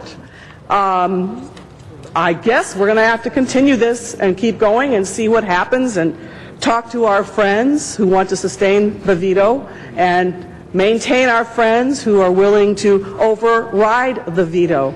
But this is the message that I hope that we're sending. As I said the other day, when the 10 people voted to move this forward to the mayor, that I had hoped that they voted to do this because they believed in the entire package, and I also hoped that they didn't vote affirmatively so that they could be on the prevailing side to assist in sustaining the veto down the road. Basically what I'm saying is I hope it wasn't some sort of strategic move rather than a move, a belief that this was a package that should be put forward to the voters. So, just so we're really clear, by my rough count, and this is a rough count, I think we have 8 votes today. So we're 2 votes short. The matter's going to have to get continued, and I think we hopefully can continue to talk to our colleagues on the council who are free and independent and can free and independent, Brian, to talk about this and be open to this. But I want to ask you one thing. Mr. Smith and I put in that motion about looking at all the other proprietary departments. That was never done with the intention of throwing this into that pile, because let's be real with each other, that's not going to happen anytime soon. So anybody who says that as some form of logic is blowing smoke. You know darn well that's not going to be done within a reasonable period of time, a year's time. We're going to have to convene a commission and select people. So don't pretend. People have to pay their Department of Water and Power bills every other month. They don't pay LAX, they don't pay the Harbor Department, they pay the Department of Water and Power. So don't hide behind that motion that we introduced as a way of saying this is why you want to delay it. If you want to delay it, say, I just don't like it, I'm never going to vote for it, and I don't want the voters to have the chance to vote on it. Just say that, be honest, be direct, be forthright, and then call it a day. And if we never get to 10 votes, we never get to 10 votes, okay? But I wanted to say that today, and we're going to have to continue it. Okay, I guess it's been recommended to me to move to a day certain. I would like to check and see when we have maximum attendance. I don't want to keep doing this dance if we're never going to get the votes. I'd like to move to a day when everybody is present. Mr. Clerk, if you can tell me when that is. Before recess, there is at least one excuse. Actually, Wednesday is the best day possible. There's no one excused entirely. There are 4 members either leaving early or coming in late. Okay, so why don't we move it to that date, and I wish you all good health. Please stay healthy. Nobody come up and be sick out of nowhere. Brian, I wish you good health too, and a happy holiday season. And I wish I had been at your party last night. We would have had a great time. Thank you, Ms. Perry. Thank you very much. Mr. President, is there a second to that motion? Is there a second to Ms. Perry's motion? Second by Mr. Smith. And Mr. Cardenas. Thank you. And Mr. Smith is our next speaker, followed by Mr. Cardenas. Mr. Smith. Okay, you want to hang on to that? Thank you, Mr. President. I am very disappointed to hear Ms. Perry's conclusions on where we're at today, and I have to concur with her, unfortunately. What I don't understand, folks, is, you know, the Charter Commission a couple years ago, Mr. Zahn, you remember that, Ms. Hahn, who's not here today, was a member of that, voted to give the authority of one person in this city to have responsibility for the Department of Water and Power. Because nobody was really responsible. It was an arm-length relationship. The council didn't have absolute authority. The mayor didn't. And when things went wrong, as they began to do in the 1990s, nobody could go over and say, I'm responsible, let's fix this. And so the commission did the right thing initially, and that was, let's find somebody to be responsible for the Department of Water and Power that is an elected official and can stand before the people of this city and say, it was my responsibility, I take responsibility. You never did, nor did that commission, abdicate control to one person. And that one person is not, in this case, the mayor of Los Angeles, but his minions who go over there and run that department. We have let Matt Szabo run the Department of Water and Power. We have let Jeff Carr run the Department of Water and Power. That's what has gone on today, because that commission, in their wisdom, said we need someone in control, but they vested it in one person, and that one person has chosen to give it to his staff to go run. And so in 6 years, we've had 4 general managers. We've had 3 presidents of commissions. We've had a churning going on there, and they're always political people. They are not experts in the field. They are not people that know how to run a Department of Power. Matt Szabo doesn't know anything about running the Department of Water and Power. I got news for you. And when the president of the city council and the vice president of the city council go to that commission and want to speak to them, and Matt Szabo says, go away, you're not welcome here, there is something damn wrong with this system, and it needs to change. That needs to change, folks, and this is wrong.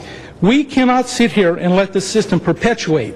You have an opportunity today or next week, as it may be, to change the system in a positive way, to put the people back in the equation. And the people in the equation are the 15 people that represent 250,000 people in this city that sit here every day and have to go back to those people at night and explain to them what's going on.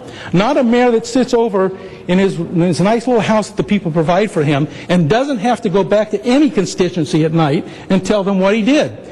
You do. And you have people like Jack Humperville and others that will watch you. And we will not get away with the shenanigans that have been going on at Water and Power for the last decade since that commission action. If you want to perpetuate I won't say the word I want to say. I got in trouble last time. If you want to perpetuate what's going on in Water and Power, then vote against this proposal. If you want change, meaningful change, transparency, you want to put the people back in the equation, then you must do that. You did it last. Don't knuckle under. Don't be afraid of this mayor. He is not being reelected. He is gone. Stand up for the people in your district and go back to them over the weekend and next week and tell them, I stood up for you. We are going to bring meaningful change, and there's going to be a change that you can be proud of. Maybe it's not perfect. And yes, Janice, we need to do this to all commissions. That's why the motion was brought in last week to do that. But as Ms. Perry said, that will take 2 years. You can't do it in today's vote. You're just here to override the mayor's veto. It has nothing to do with all those other issues, Mr. Zine, and others who are hiding behind that analogy. So today, ladies and gentlemen, do the right thing. Thank you, Mr. Smith. Thank you. And thank you for your self-control of this family viewing audience. Mr. Cardenas. Thank you very much. I support Ms. Perry's, Councilmember Perry's motion to put this over till next Wednesday. Perhaps we'll have the full complement and an opportunity to see all 15 council members where each one stands on this matter, and then as to whether or not we're going to give this matter to the voters to decide that the array of responsibilities will be spread out a little bit more. Right now it's very concentrated. As Greg Smith said, it has convoluted itself into, it appears that the mayor's office has undue influence on this particular department. But if you wouldn't mind, on my time, Mr. Smith, what did you mean when you said that some people told some council members that they couldn't go to a DWP meeting or something like that? What happened? Was somebody there when Mr. Smith referred to, I think, Garcetti and Perry went? Ms. Perry and I had a desire to go behind and talk to the commissioners, and it was made clear that they weren't to speak to us directly. But who made it clear to you that you shouldn't go talk to the... The doors were closed and we weren't allowed in there. I actually don't, it wasn't a mayor's... No, but by some action you weren't allowed, because if I go to somebody's place, a business or house, I'm going to knock on the door. But if somebody tells me I can't go in, then I want to know who said that the two council members couldn't go in. Okay, Ms. Perry, I'm sorry, on my time. Was it? No, I don't remember what the mayor... No, we Ms. walked Perry, in do you the back. remember? We walked in the back. I think they were having a private one that we were excluded from. Where Wasn't the it? Somebody said we couldn't were, come. Yeah. and Mr. Carr was back there with Mr. Zabo. I'm sorry, can you speak into the microphone? I'm sorry. Yeah, we walked in the back. Mr. Garcetti and I walked in the back before the commission meeting started. And Mr. Zabo and Mr. Carr and Mr. Carson were back there, and they were talking with the commissioners. They were all kind of in the hallway. I think Mr. Ross was there and Aaron was there, and I would assume that they were discussing the ECAP issue, because when we went back there, everyone immediately fell silent and looked pretty stunned when we were back there. Then we went and testified at the table, and then went back again after they went into recess, and 3 of the folks were in the conference room, and then they shut the door as we stood in the hallway so that we couldn't hear what was going on, I assume. I don't know. But yeah, it was pretty clear that we were not welcome. But who spoke to you? Who verbally said, don't go in, or you can't go in, or you shouldn't go in? It was a physical act of shutting the door of the conference room really? in the area where the commission members meet, so that we could not overhear or see what was going on. Wow. Yeah. If I could add to Mr. that, Smith, on my time? I spoke to Mr. Alpert the other day, who was the president of the commission at the time. He was unaware that that took place. And I say, we were discussing whether or not he would resign from the presidency of the commission a couple days ago. And we talked about this issue, and I mentioned this could have been resolved if he had just worked with us. And he said, well, I thought we were. And I said, no, our president of the council was excluded from your executive session. And he said, I was unaware of that. Who authorized that? And I said, I don't know. I just know they were not allowed to come in. And he was irate, because he felt that we could have negotiated this agreement on ECAF and solved all the problems with the mess we went through if that had taken place. So I wasn't prepared to expose such an example, but that's a perfect example as to why this should go on the ballot. And since my time is up, Mr. President, I'll push my button again. Thank you. Thank you. Mr. Alarcon?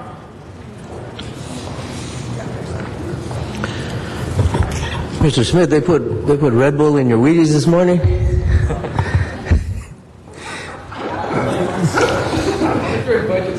Yeah, the level of Mr. Smith's emotion and passion usually is aligned to the level of fear for not winning a vote. But in this particular case, it's not an issue of whether you support the mayor or whether you fear the mayor. It's a question of whether you trust that the council will do any better. And do we change the system really if the council and the mayor are weighing in?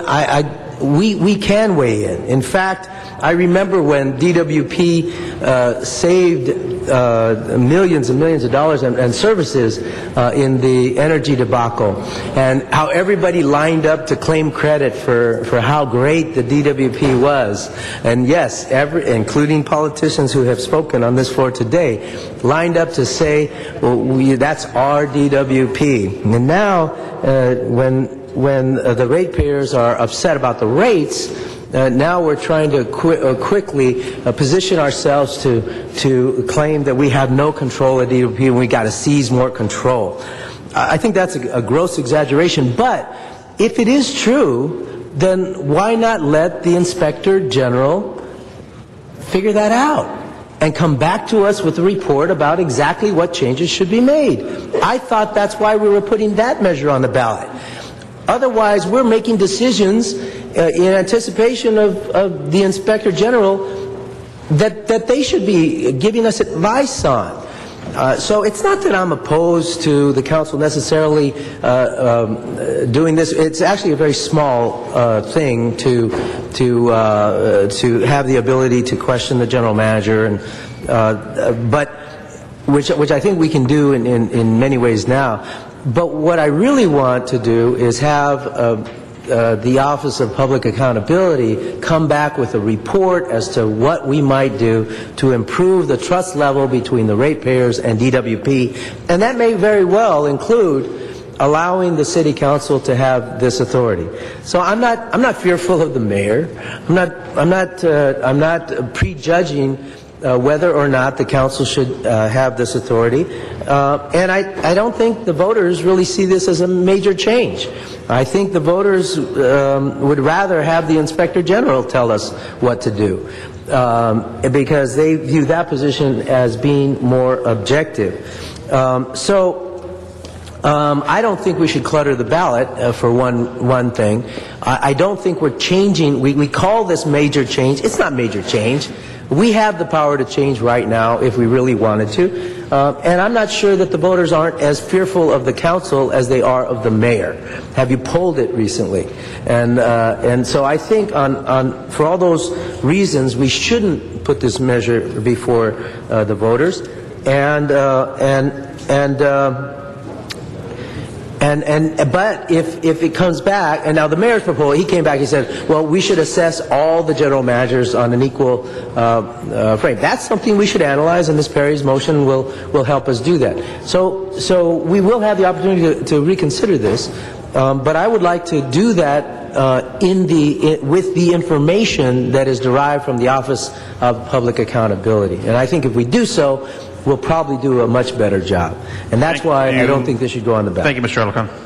Mr. Rosendahl? Thank you, Mr. President. This is probably the most lobbied vote I've had since I've been on the City Council in the last 5.5 years.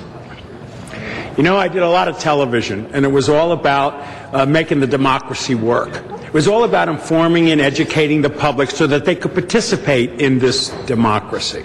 This is a democracy issue. We've worked through this process for months.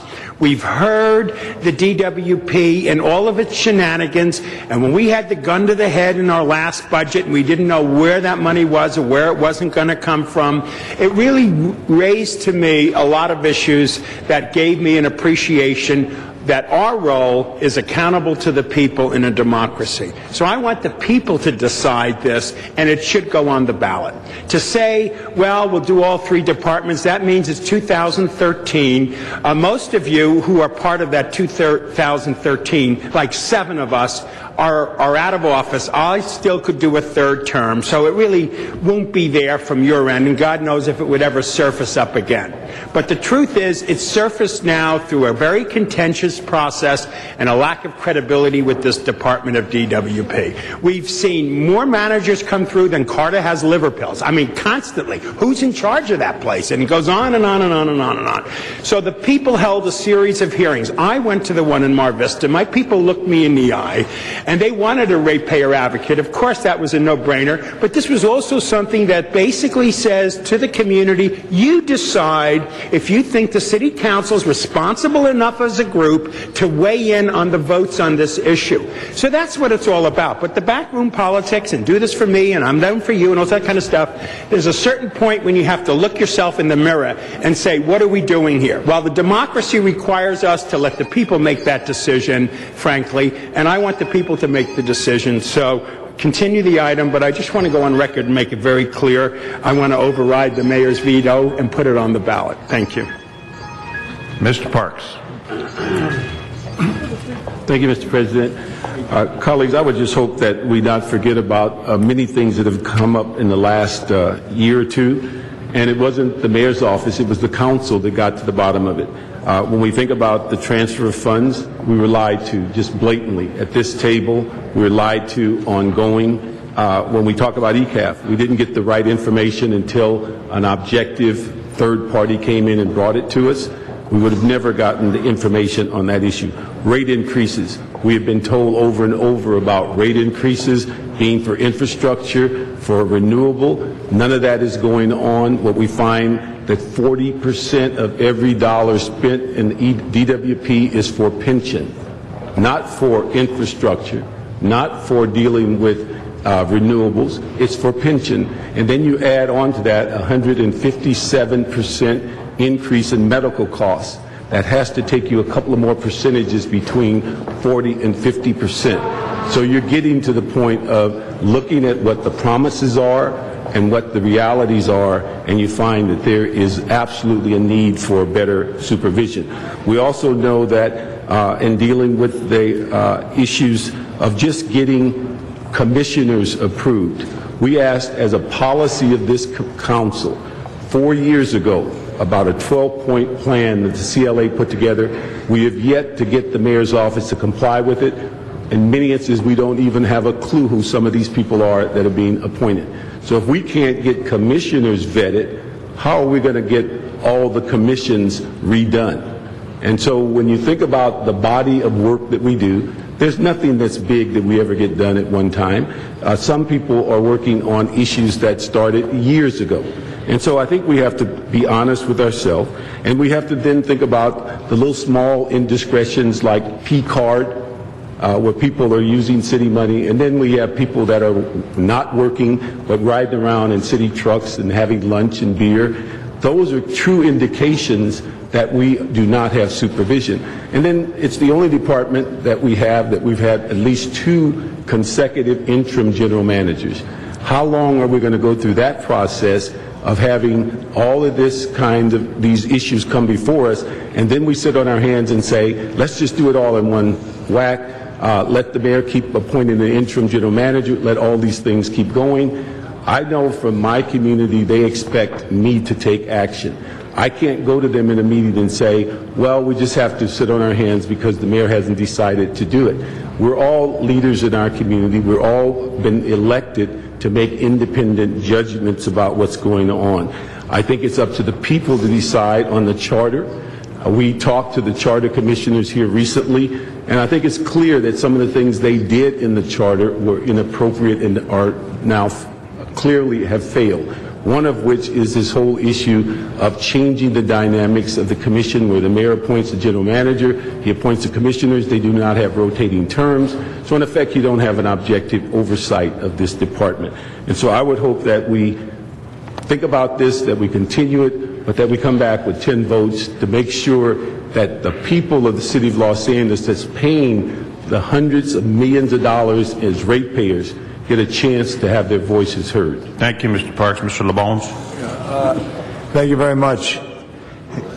You think of the history of this city, and what created this city was a lot of things, but mainly the Department of Water and Power created this city. And over the course of time, I have seen things that I have not liked. I love the Department of Water and Power. I love the fact that today, when I was driving on North Broadway, I saw 2 workers working real hard, Mr. Parks. I almost had their head inside a meter vault to try to connect some business. And around the city, people are working all the time. But what's not working is the center table. And what's not working is this table. I think there's great people who work at Water and Power, but the center table of this city is not working. And that includes all of us. And I have great respect for the mayor. And I have great respect for people who try to do the right thing. And I do believe the right thing now is to continue this matter and to have a full and robust, as Mr. Rosendahl likes to say, discussion, because I think it's important. I'm honored to be in this position, but I know I'm not the same person, any way, shape, or form, as Mr. Ferraro was and his colleagues due to the charter change. This council doesn't get the respect as a body, and it's a short period of time. It's 2 years or 4 years or 6 years, whatever. The long-term health of Los Angeles will rely on our ability to continue the great success that Water and Power once had. And again, it still has great success today. There is still water flowing and power coming, but the challenge of the future is what we need. And I think our council and our mayor and the commission will be better served if everybody could be on the same line. And I truly believe it would not hurt them if it had this oversight. But I wanted to stand for water and power because everywhere in this city they're connected to us. And they have done many good things. In the past period of time, and I've said this before, it went into a period like the Los Angeles Police Department. For 20 years, we talked and argued about the Los Angeles Police Department. Now, the last 2 years, it's been focused on water and power. I think if we could correct that, we could move forward and continue to serve the city well. I support what Ms. Perry said, and I also want to accent what Ms. Perry said, is no one in the city receives a bill from the Port of Los Angeles. No one receives a bill from the Department of Airports, but we are connected through our Department of Water and Power that serves us. So I think this would be a very important matter that we should take up as a whole body next Wednesday. Thank you, Mr. LaBonge. Ms. Perry? Mr. Zine, thank you. And, I was looking back over the votes, the 10 votes that we had, and I was trying to figure out where those 2 votes went. And I realized one of them was you. You went away. And the other one was, well, Mr. Wesses is not here, so I'll talk to him when he gets here. But, we're at 8 today, and we had 10 the other day. And you remember when I said earlier today that I hope that every one of those 10 people who cast their vote did so because they believed in the entire package, not for any sort of strategic reason of being able to, from a process perspective, sustain a veto. So, again, I'm going to reach out to you, Mr. Zine, as a friend, because we are friends. I reach out to you, Ms. Perry. The other night, and we will continue to be forward. friends. We will continue to be friends. You're in the president's chair. You're not supposed to engage in. Oh, I'm just reaching out to you. You just reach out to me, and I say, Mr. Zine, where did you go? Reach out and touch someone. Did you go, and why? And what? Where did you go? Ms. Perry, let me inform you that the vote has not been taken. No, I know. I'm just saying, where did you go? You're accusing me of something prior to the end. And I hope that you'll come back. Thank you very much. All right. You completed now? I could push my button again. We'll see. No, you got a minute 39, but Mr. No. I just want to put that out there for you. I'm fine up here. Okay. Thank you, Ms. Perry. Right. Mr. Cardenas. Call for the question. Very well. Thank you. So the matter is now requested to be continued to Wednesday, December 15th. Wednesday, December 15th, where we are scheduled to have a full council, 15 members. So on that, Mr. Clerk, we take a vote? Unless there's an objection. If there's no objection, it'll be continued to Wednesday, the 15th. Very well. That's the order. Thank you. Next item, please. Item 22 is an item for which public hearing has been held. Number 22, no cards on that matter. Seeing no speakers, open the roll, close the roll, and tabulate the vote. 13 ayes. Next item, please. Mr. President, do you wish to adjourn the special and go into the regular? Yes. Back to the regular. Council has motions for posting and referral. Posted and referred. Desk is clear. Announcements, colleagues. Announcements. Mr. LaBonge. Tonight at East Los Angeles College at 7 o'clock, Mr. Koretz and I will be cheering on Fairfax High School as Fairfax plays in the city championship against Chatsworth High School. And we wish Chatsworth well, Mr. Smith, but Mr. Koretz and I will be cheering. And also I'm going to ask that Mr. Parks, if you could follow me up with this announcement, because tomorrow there's a big game. And I'm going to ask Mr. Parks to make the announcement on that. And while we're waiting that, 2 other announcements. Mr. Parks, go ahead. Thank you. Just want to announce that we're going to have a major football game 1 o'clock tomorrow at the Coliseum, Crenshaw High School against Carson for the CIF championship. Also, the Coliseum, based on some recent events dealing with electronic concerts, is going to kick off a program to educate young people about the harm of using ecstasy.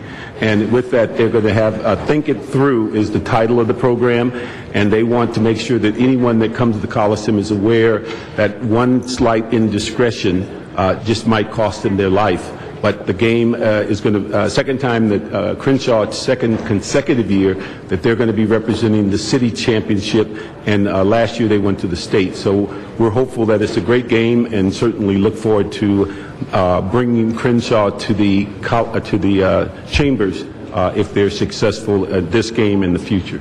Thank you. Thank you. This weekend we have a couple events as well in Council District 13. At 10 a.m., the Echo Park Holiday Parade will be going on Sunset Boulevard, and Mr. Reyes and I welcome everybody to come to that. My naval service this weekend precludes me from being there, but I know it'll be a great parade. Also at 10 a.m., the Hollywood Community Pals a celebration, which you can see all of your favorite police officers dressed up as elves and Santa, and some great gifts are going to be there at the Hollywood community, actually at Hollywood City Hall is where they do it, next to the police station. And also at 1 p.m. on Sunday, Mitchell Tarina Gardens will be planning a treat. Mitchell Tarina School, Mr. Labange and I represent that area, and we expect a lot of people there for a great new community garden. And finally, the Thai American Community Day of Thanks will happen from 10 a.m. to 2 p.m. at Barnsdall Art Park on Sunday. Great Thai food, great Thai cultural festival, and we invite everybody to come to that. Mr. Zine. Thank you, Mr. President. Reminding our Valley viewers that the Military Care Package Celebration Operation Gratitude, California Army National Guard at 17330 Victory Boulevard, corner of Victory and Louise in the San Fernando Valley. We will be preparing packages for our military personnel to be shipped overseas. So if you want to come by tomorrow, 11 a.m., Military Care Package Operation Gratitude, volunteers are welcome to help package for shipping off to our military personnel overseas. Thank you. Mr. Reyes. I'd like to welcome all of the Pico Union residents. We are having our annual holiday festival, Fire Station 13, 2401 West Pico Boulevard. Again, this is for our Pico Union community. Hopefully you can join us. And at noon, Sunday, December 12th, Lincoln Heights is having this Christmas parade. It's a parade that's put together by the local community, the chamber, and all the volunteers. Thank Lincoln High School. Again, it's on Broadway, and we're starting at Lincoln Park. Thank you. Thank you, Mr. Huizar. And then Mr. Kretz. Thank you very much, Mr. President. Also tonight we have the third annual Christmas tree lighting at Glassell Park. It's on Eagle Rock Boulevard, 4044 Eagle Rock Boulevard, and that area is shared by myself, Mr. Garcetti, and Mr. Reyes, so we're proud sponsors along with the local neighborhood council to start that tradition again in Glassell Park. 4044 Eagle Rock Boulevard, tree lighting tonight. Thank you, Mr. Kretz. Thank you, Mr. President. We adjourned earlier this week in memory of an extraordinary civil rights and Democratic Party activist, Shirley Roberts, who died short of her 80th birthday. We're just on announcements right now. And I don't this think is an announcement. Okay, go ahead. And I wanted the public to know there'll be a memorial service this weekend for her on Sunday, December 12th at 3 p.m. at Congregation Kol Ami, 1200 North La Brea Avenue.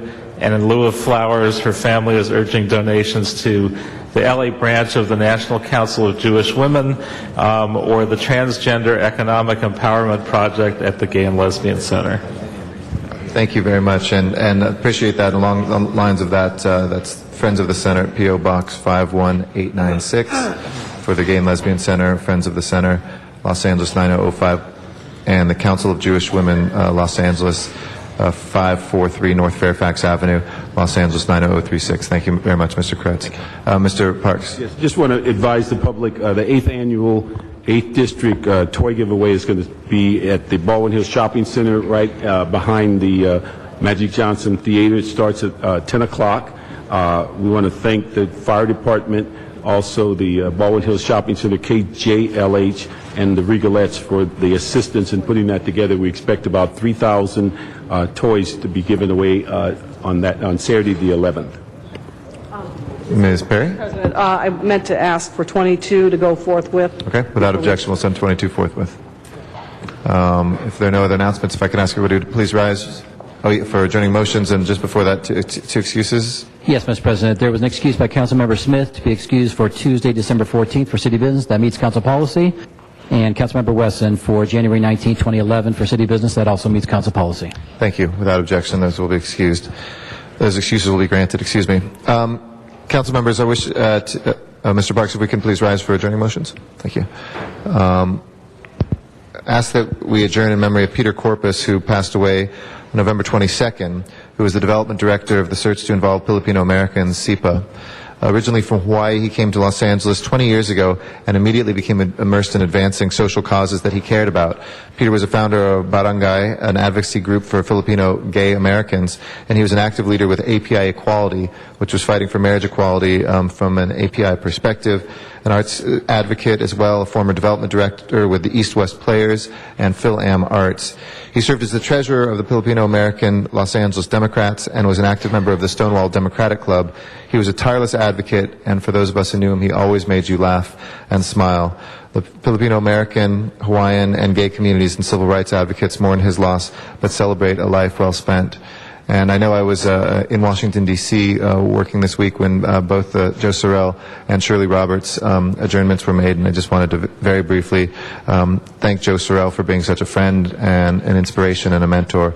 And it was one of the greatest joys of being in office, co-hosting the tradition that has gone on since my predecessor's predecessor, Mr. Ferraro, and he hosted all the small cities of around Southern California to bring us together in community whenever we went to the National League of Cities. But certainly Joe and his great love for Hollywood and what he did for the San Gennaro Festival and his personal friendship meant so much. And Shirley Roberts, it's difficult to imagine a world without her. Able to be at Cedars-Sinai on Monday. She passed late Monday and Tuesday morning, but she would visit me quite frequently, and she was the best person in this city to give anybody a kick in the pants in elected office and to tell you what you needed to do to keep your eye on the ball and to keep pushing forward and to be progressive and to do the things you believed in. And Shirley was a dear, dear friend of my wife Amy and I. We worked on so many different projects together, and if ever there were a way to leave this earth and to move into heaven, Shirley was able to do that, just surrounded by so much love. It was literally standing room only when she left this earth. In her room, and people singing to her and whispering to her and praying in so many languages, and for the entire community that loved Shirley, or Mama Shirley, as we say, we will certainly miss her in Los Angeles. Mr. Weezer. Thank you, Mr. President. And colleagues, I ask that we also move that we adjourn today in honor of Mary Tony Lucas, who recently passed away at the age of 36 after a long battle with cancer. Tony, as she was known to the El Sedano community, was very active with the Stallions football team, a local team that helps and promotes positive activities with young people, getting them involved with football and cheer. She was one of the parents who was very active, always supportive, always willing to lend a hand, and was known for her enthusiasm for helping our young people and showing the pride of El Sereno. She served the organization for over 10 years, volunteering her time. On many occasions, she was known by the youth sports community in the area and loved taking time out of her own schedule to serve others. Mary Tony Lucas is survived by her mother Norma Manchaca Davidson, her husband Jaime Lucas, sons Jacob and Jeremiah Lucas. Her funeral was held last Friday at Forest Lawn Memorial in Glendale, and as I attended, I certainly saw how important this individual was to the El Sereno community and all the love and support that came out for her that night. Thank you. Mr. LaBanche. We all have great people who help at our parks. A former actor, a writer, when his retirement, Jim Tartan used to spend a lot of time with the people at Pan Pacific Park and helping out with the Park Advisory Board. He truly was a remarkable individual. It truly is one of those remarkable parks that has something for absolutely everybody there. I ask for your adjournment in memory of Jim Tartan, and is survived by family and friends. Thank you. Mr. Krikorian. Thank you, Mr. President. Assemblyman Anthony Portantino is a good friend of many of us around this horseshoe, and I'm very sad to have to report the passing of his brother, Michael, who left us Wednesday at the far too young age of 52. Michael Portantino was well known in the LGBT community as the longtime publisher of San Diego's Gay and Lesbian Times. When he had arrived in San Diego in the 1980s, the local gay press was mostly oriented towards entertainment and social activities. Mr. Portantino was successful in his goal of turning that publication into a newspaper with coverage of news, politics, and community issues. The paper grew to become one of the largest gay publications newspapers in Southern California with a circulation of more than 15,000, and he was quite devastated when that paper had to shut down in October due to financial difficulties in this difficult time for all print media. Mr. Portantino's paper played a vital role in the gay and lesbian community through its news coverage and through its fearless advocacy. It was among the first gay publications also to prominently feature women on the cover. Today, he was remembered as a passionate and fearless advocate for the cause of LGBT equality, and his greatest legacy may have been his generous support of social services and AIDS organizations. And over the years, he had donated more than $1 million of free advertising space to support various groups. His family warmly looked back on Michael last night, saying he made us laugh, he made us think, and sometimes he even made us angry as he challenged us all to live our lives to their fullest potential. We've all been touched by his spirit and passion, and we hope that he is remembered for the positive role he played in all of our lives. He is survived by his daughter, Tatiana, his mother, Barbara of New Jersey, two brothers, Phil of New Jersey, as well as Assemblymember Anthony Portantino, and sister Marianne Portantino Duran of Georgia. I ask that we adjourn in his memory, and may he rest in peace. Thank you very much, Mr. McCoy. Ms. Perry. Thank you. I have two adjourning motions. The first is for George Minturn Cox, who passed away peacefully on November the 14th, 2010. He was born in 1924 and grew up in the area of Westmoreland, California, graduated from Brawley Union High School, and he was always interested in taking on new challenges. He moved to Los Angeles to attend UCLA, and while at school, he enlisted in the Navy and began training to become a pilot. At the end of the war, he returned to UCLA, where he met Mary Frances Hayes. They married in 1947, and after graduation, he attended USC Law School and earned a Juris Doctorate in 1951. Upon graduation, George began working for a small labor and construction law practice. In 1968, he joined with Richard Castle, Philip Nicholson, and others to form Cox, Castle, and Nicholson.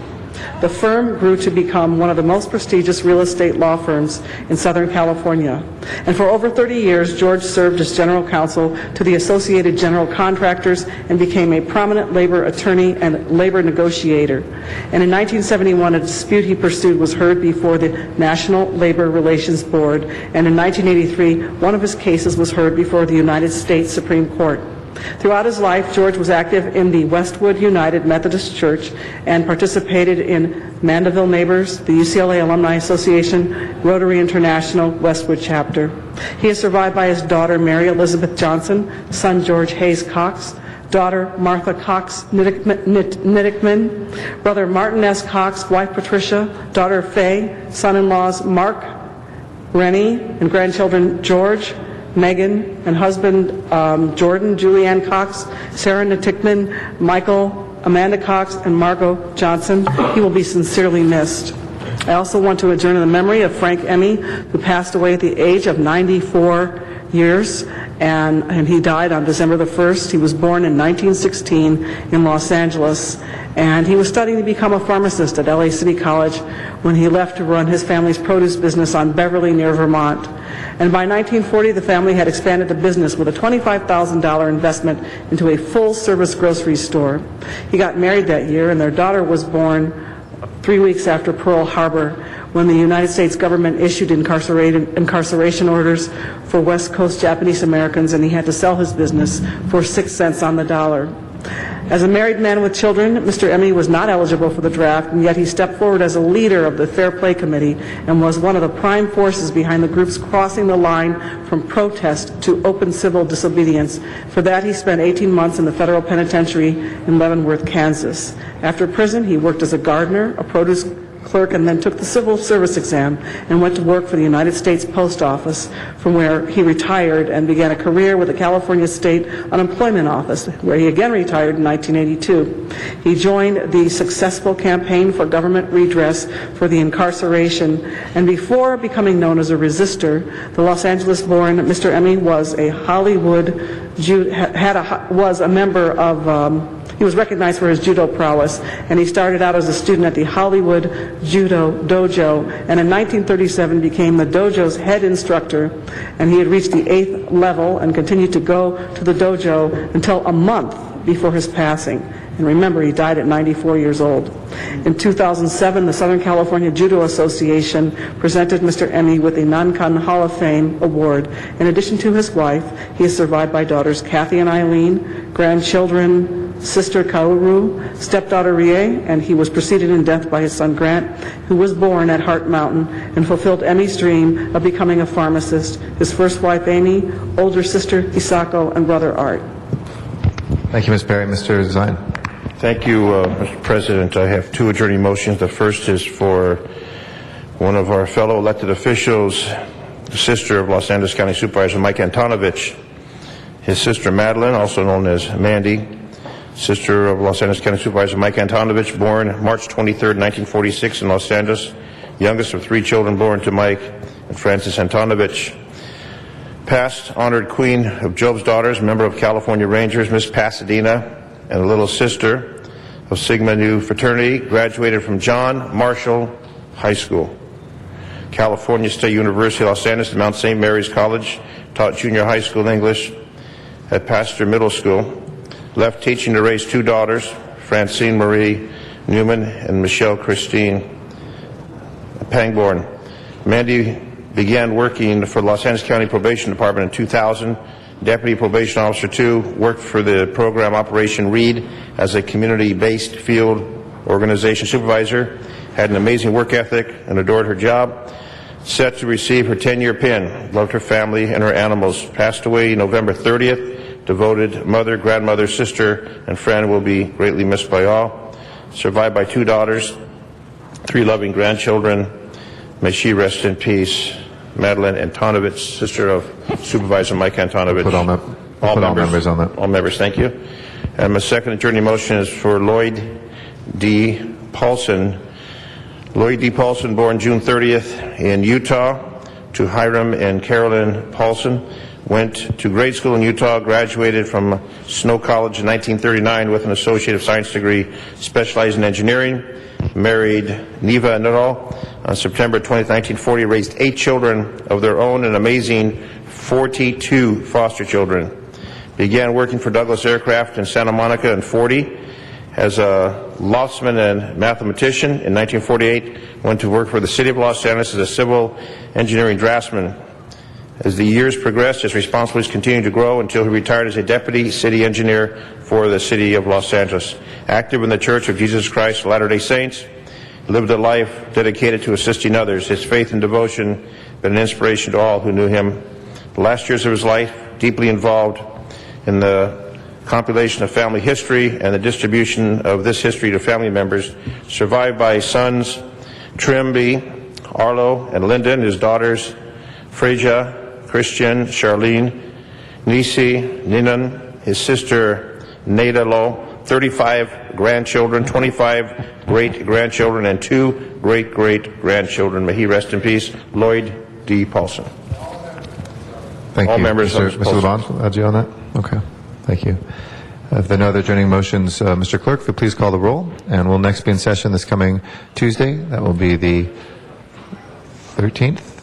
14th. We'll look forward to seeing everybody at 10 a.m. here in John Farrar Council Chambers. Have a good, safe weekend, and this meeting, the Los Angeles City Council, is hereby